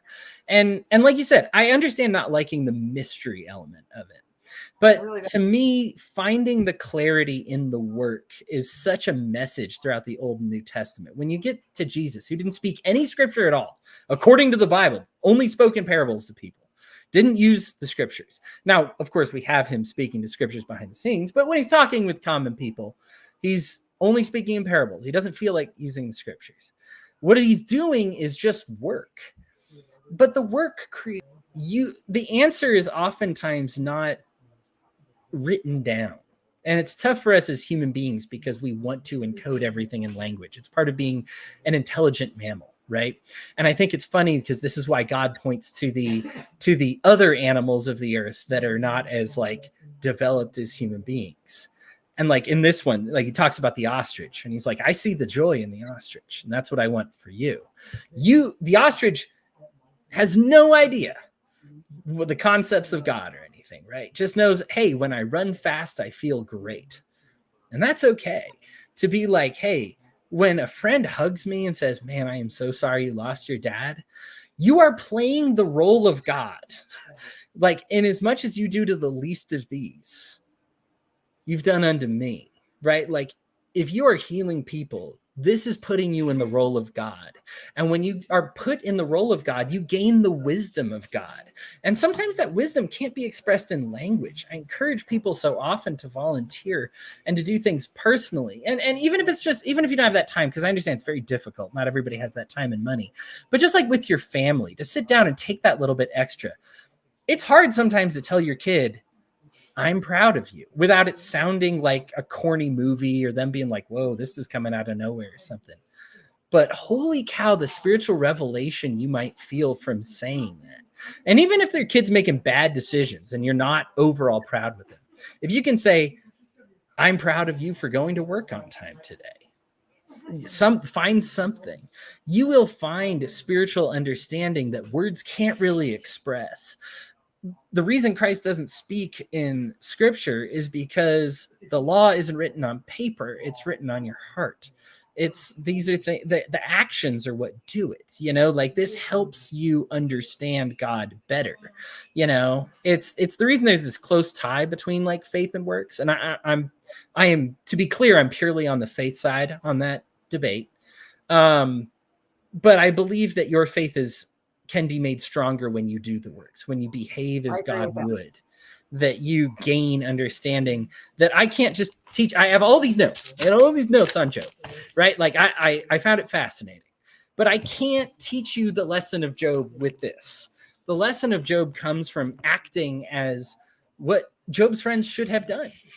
Taking people who are suffering and downtrodden and poor and foreigners or struggling, and just going like, hey, man, here's some money for pizza. I heard life is tough right now. Hey, man, can I give you a ride to work? I heard your car's not working. We have opportunities almost every day, almost shoved down our throats from people that we overhear it, but it goes in one ear and out the other because it's like, that's going to be work for me. That's going to be work for me. That's going to be work for me. We need to start taking some of these opportunities. And I think that will give us that feeling that you will get, and that communion with the Holy Spirit will communicate something to you that might not necessarily be in the human language. Patty, I agree with you so completely when you say this is a book that has been translated several times and botched on occasion. And I don't feel bad saying that. As somebody who, I love the interlinear Bible, I study a lot. I believe that the Bible is remarkably preserved as far as texts in general go. But I mean, let's be honest. When Jesus heals on the Sabbath and Jesus responds, and the Pharisees are like, oh, you healed on the Sabbath, you broke the law. Jesus responds differently in all the Gospels. In one, he says, what if your ox fell in a mire? Wouldn't you pull him out? Another one, he says, what if your kid fell in a well? Wouldn't you pull him out? Another one, he says, what if your donkey fell in a well? What if your land started like falling apart? Wouldn't you do something about it, right? The thing is the concept is the same. I can get all nitty gritty. Somebody screwed up the translation. I don't know who. To me, this actually lends credence to the Bible, that this story happened. Just people don't like, they were like, wait, did he say kid? Did he say ox? Did he say, I don't know. Like, I just wrote down what I heard, right? Yeah. 3 people heard it a little bit differently, wrote it down wrong. Somebody wrote it down wrong. Maybe all 3 of them did. But conceptually, that verse is so impactful to what the Bible actually means, that like, you do the right thing. Don't let the law or some piece of paper get in your way, and this is, to me, like summed up in Job, and it's just continued in the ministry of Christ. Can I say something about that with Job? Because Job is so interesting to me because again, I like to say I'm nothing like Job, because I'm a complainer. And so I'm nothing like Job. Same. Yeah. And but one of the things that you said that I really do, that I totally agree with is, I'm a faith person too. It's by faith you are saved, not by works, lest any man shall boast. That's engraved in my brain. But but I truly do believe that the more you do works, the more faith gets engraved into your heart, right? That if you do good things all the time with a good heart, believing that, you know, like not in your head thinking, look at all the good things I'm doing. Isn't God proud of me? Aren't I better than you? Like the miserable, you know, comforters did, because, you know, that's why they gave up on Job, right? Because they were like, look how good we are. Why aren't you getting better, Job? You're frustrating us. I mean, instead of just sitting there putting their whole hearts into Job, like Job, our goal is to make you feel better. Their goal was to go home. And, you know, so they were on a timeline. But if their goal would have been, we're staying here for as long as it takes, they would have had an entirely different outcome. And this is what I liked about Job, is that Job didn't have a timeline for when he was going to get better. He never gave up on God.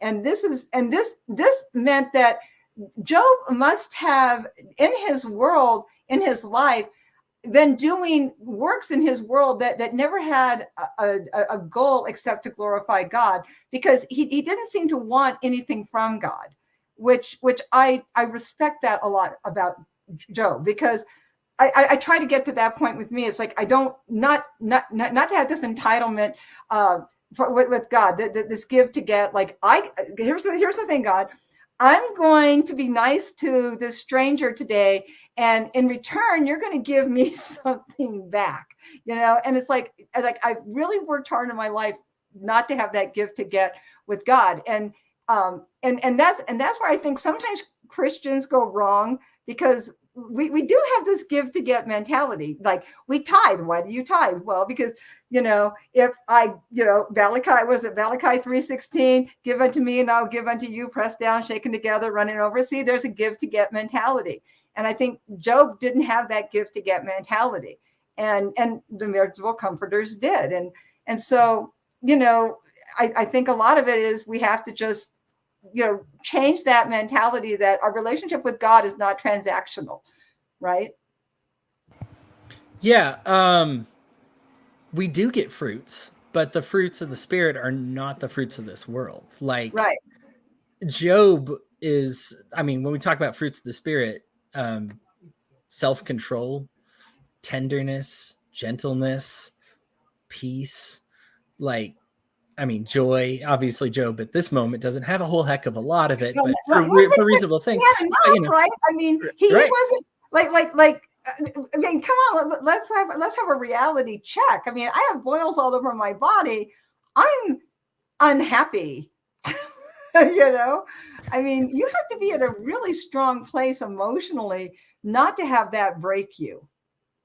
That's something. I mean, I'm just going to say that's a relationship. You know, that's something. You know, there's something to be said about your relationship with God when you can bounce back from really terrible, awful things. My wife left me and I went into full-on crisis. Like, I started off this book club by talking about how well I related to what Job was saying about, like, wishing he'd never been born and all that. But I didn't go through 1/100th of what Job went to. Like I was in good physical health. I was in good financial condition. I was, like, you know, I was still relatively young. Like, I had so much going for me. And yet this still rocked my faith. Like, still, like, I don't know if I can keep believing. Like, my agony is too great. I don't know. Like, I did maintain the faith. I'm glad that I did. But it just goes to show, like, God heaped a little couple of specks on me, and I was like, you know, like, you mentioned being a complainer. I mean, it's just, I think human nature is to react to the suffering. And I think a lot of it is having, like, a lot of the solution. God created everything, called it good, and then created a man alone and was like, not good. So he created somebody else for man. I find that fascinating right off the bat in Genesis, that he's like, yep, that's good. That's good. That's good. Man alone, not good. So man's not meant to be alone. Right. So, like, the idea that, like, you're some, like, super powerful, that you can reach some super elevated status of Christianity where you're just at peace with everything. And no, that doesn't exist. Like, mankind was not designed like that. You, at best, you can be like Job. And even then, you're going to need somebody to hold you and be like, man, I am so sorry. like to just empathize with you. And by the way, I totally know where you're coming from because I had the exact same experience. I hate to say the exact same story, but my husband and I got divorced. He left me suddenly, and same thing with me. Yeah, same thing with me. It's like and people who know me know I'm really strong. That is the only time, and I tell people I went into such a dark hole. In fact, I went into such a dark hole. Nobody knew he left me for 2 years. I literally hid it for 2 years until we were divorced. We've been divorced for 3 months when I finally told people. But I not killing myself was literally the hardest thing I did during that time. I mean, and I tell people, like, people don't know how dark you can go into your own world. And this is going to sound like really insane, but I was more afraid of like my biggest fear is because I was so depressed is that I thought this is what hell is. And I thought if I kill myself, I'm not really sure I would not go to hell. And I didn't want to live like that for all eternity. And that's actually what kept me from not killing myself. And I would just pray to God every night, like, just give me back some joy, give me back something. And I spent a lot of time, like, in scriptures and everything, wondering, like, God, why? Just tell me why. I don't understand this. I did everything right. And it was like, and that's actually when I got into Job too, was explain this to me. And then I heard about the miserable comforters, and that's why it's like, oh, I am not telling anybody. Yeah. Like, I don't want this. I can't emotionally take that look, you know. And I'm sure when you told people you got that look, how you doing? You know, and I didn't want that. I couldn't take that. But it is. I've told people before, I don't feel like it's an exaggeration to call yourself a survivor when you're the one getting left in the divorce. It is I mean, nerve endings on fire, like physical ailments. Like just the level of anguish. And like you said, like I'm so sorry it happened suddenly to you as well, because that's another one. I mean, it's always bad. If it's slow, still bad. I'm not trying to put down anybody who's going through a slow divorce. That also sucks. But yeah, like just the left hook out of nowhere. You're trying to like put things together. I also, boy, you and I, maybe we'll talk about this sometime. But I also hid mine from my family. I entered a denial. You kept thinking, no, they'll get back together. We don't want people hating my spouse. That's the exact thought process. I was like, I won't tell people like she cheated on me, because if she gets back together with me, yeah, it's like, I don't want to tell anybody because then they'll hate them, and then we have to build that bridge. Right. That's just going to be complicated. I want them to be able to just slide right back in. I'm going to make it so easy for them to come back. It's like leaving the garage door open when a thief steals your car. You know, you're just like, any second now they're going to come back. Like, oh my God. I mean, okay, so if you're doing it, I bet so many people did that. You're like, you don't even think how many people think that. Like, you don't tell anybody. Like, you just keep that to yourself. It's like, and it doesn't sound crazy when I hear somebody else say it. No, it's the kind of thing. And oh man, I just mentioned this earlier in the show to somebody else, but like talking about how like when you're in rehab, they always have somebody who is a former addict as well lead these rehabs, because you need somebody with that empathy. The most well-intended person still can't do it right. Like, and so like you and I have this shared experience that I can tell you understand. Yeah.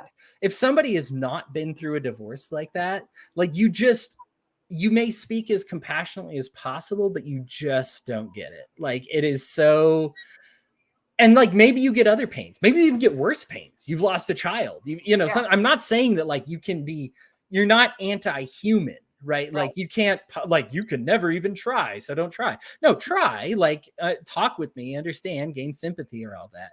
But there's a level of it where it's just like, you are going to gain an understanding from this. It was ugly for a bit. I definitely went down before I went up. But as a result of what happened, this disastrous thing, my level of compassion for human beings skyrocketed. Same here. Yeah. Same here. It's like, you know, I thought I was a compassionate person before. I was wrong. It's like now the thought of anybody having any level of that pain just, I can't imagine that. That is just like, I never want, like this sounds ridiculous. Even animals, like I don't like no no animal, no human, nothing. I don't want anybody having any type of pain like that, like any type of pain. Like I see, like I see animals in cages, and I think, oh my God, are you one like were you abandoned? Were you wondering where the person you loved is gone? Like I get like emotionally charged now when I see that, because I understand that whole pain of abandonment and wondering what happened and where you are. And I just like, I never felt that level of empathy for anybody. And I can't explain it to people, but everybody who's ever gone through this says, no, I know exactly what you're talking about. That level of empathy for other people and creatures and everything, you just suddenly have it. It's a very weird thing. And I thought I was empathetic before, but I'm wrong. And so when I say when something good came out of it, it's like I think before I thought I was a good person. I was wrong about what level of good person I was. Now I think empathy wise, I'm so much better. I'm not glad I went through it. I think that whole experience sucked, and I wish I would have never gone through it. And I'm sad I went through it. But I'm glad that I came out of it not bitter and angry. It's one of those that like you don't wish that pain on somebody ever, but you wish the revelation that you get on everybody. You know, I now talk with people who are almost paranoid to get divorced, even though they're in abusive or terrible situations, because they're worried about, unfortunately, what they think the gospel says on it, and that's something for another time. But they are so scared of that kind of wrath that they stay in this awful situation. And me having gone through it, I'm like, go through the bad thing. Go through the bad thing. It results in a better thing. I know you're not going to believe it. You're never going to believe it. I wouldn't have believed it in a million years. And I know for a fact today, I could hop in a time machine. I could go back to my previous self. I would say, don't get married. She's going to break your heart. All these messed up things are going to happen, etc. Leave in the time machine. And my prior self would go, sounds like my future self didn't try hard enough. I'll just try better. You know, I'll just do better. I was too. That full of it. I was that arrogant. Like I just being a negative Nelly. Yeah. He got burned out on life, didn't he? I hope that never happens to me. We should close here. It's been 2 hours. But I think that what we're talking about here, even though it sounds like we've kind of gotten off of it, I want to appreciate. But actually, it sounds like we were Job. Actually, right, this is the Job experience. We actually had our own Job moments, like a 100th of Job, like a sliver of Job. We got the Job wife experience. We didn't have the whole Job experience. We had Joe life. Yeah. But like this is kind of the point: is that like it gets better. It got better for Job. It's okay to not understand. Maybe it'll never make sense. I love the fact that God doesn't explain himself, that he's just like, I could explain my chess move to you, but then everybody's going to want their chess move explained. Yeah. Like I can't tell you everything that's connected here. So please leave that in my hands. Like, please leave that deciphering in my hands. What you are called to do is very simple. Heal people, be there for them, be the best example of a person that you can, care for the poor, deal fairly with people. You weren't around for this. I thought it was ironic that in Job, well, not ironic. I guess it was a sign of the times that Job was like, I'm kind of foreigners. I'm kind of the poor. I treat my servants fairly. I don't beat anybody. I don't hurt anybody. I even deal fairly with women. And I was like, oh boy, it's so uncommon to deal fairly with women that's like that. Like people are like, whoa, that's psychotic level of piousness right there. Like there's a guy. Yeah. Like that's all we can do. And like to be there as best as we can for people that are going through suffering. We all know hurt. We don't know the same level of hurt. And like there are some levels of hurt that you aren't going to be able to make it better. But in Job's situation, he says, I wish that people could see the way. I wish I could put it out and put it on a scale so that people could see the weight of it and be like, whoa, that's bad. And everybody, I think, going through an agonizing experience wishes that. To say that, like, everybody going through mental problems is always like, I wish I had a broken arm, because everybody goes, your arm's broken. That needs to get fixed. Versus if you have a mental issue or some type of trauma where they just go, get over it. Yeah. get better, like stop whining, Yeah. you know, like, and it's just like, no, this is there's really hurt. like broken arm, like Job just wants people to see, right? Like please, can I hand you my pain so that you may hold it and be like, this is a lot of pain, you know, is what we want to do for people. And I think for me, I feel for that so much. I haven't gone through 1/100th of that process of just wanting people to have that level of understanding. And all Job is asking for, and all God is asking for us to do, is to just have somebody there that can hold you and say they're so sorry for what happened. And maybe and like don't try to make sense of it. Just go ahead and give in and say, what a terrible thing this is. What an awful, horrible, sad thing this is. God's using it for something. We can be assured of that. And maybe that's something that you get out of Job if you absolutely need God's explanation. But I would even steer away from that, because God only steps in when he's finally sick of the friends, right, yapping. And he's like, all right, I'm going to step in real quick, guys. I actually thought when I first, like when I was younger and read Job, that God was like, that's enough whining out of you, Job. And instead, he cuts off one of the friends, is like, okay, I'm done with that. Like, your level of thinking has angered me for the last time. That, like, I think just having that level of kindness in our hearts for people is just so important, and it goes such a long way. And it is this work. You look at Christ's ministry, and I know I can't tell you how much I love, as a left brain person, I want to be just an idea person. I just want to be a scripture person. But how much of the scripture, how much of God's heart you actually teach when you're just there for people. It's harder to do than to just talk, than to just be right on all the issues, than to just be reasonable. But it's what God needs from you. And sometimes that's the goal that you just have to have, is to be ready.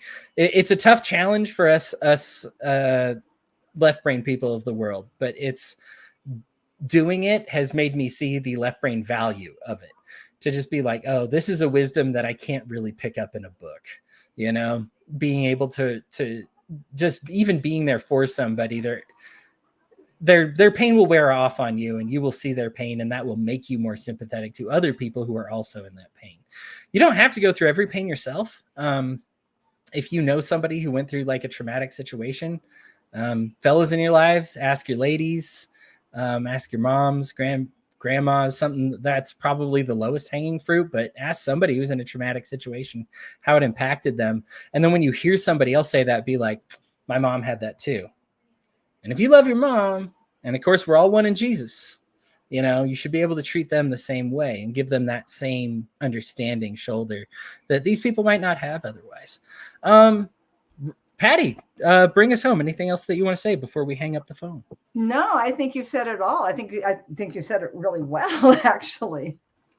Little rambly, but I appreciate that. Well, thank you so much for joining us. You were a pleasant surprise. Everybody else I planned on, I was like, is that the Patty? Yeah, no, I wasn't planning to. I really tried. I work downtown, and I made it a point to race home, and internet, all that problem connecting. That was awful. Well, don't get a ticket on my behalf, but I am very grateful that you did make it. It meant a lot to me. You enjoy the rest of your evening. Everybody listen at home. You enjoy the rest of your evening too. I hope you don't have a Job experience, but if you do, or if you're thinking about the Job experience a lot, please feel free to join the Love First Christians. We're a great group. We're a growing group. There's a lot of interest apparently in our group, and we plan on keep doing these. More discussions. You're absolutely welcome to be part of it. Whether you're a Christian or not, we have an area for non-Christians to discuss their faith and stuff as well. So thank you so much. I really appreciate it. And you all enjoy the rest of your day.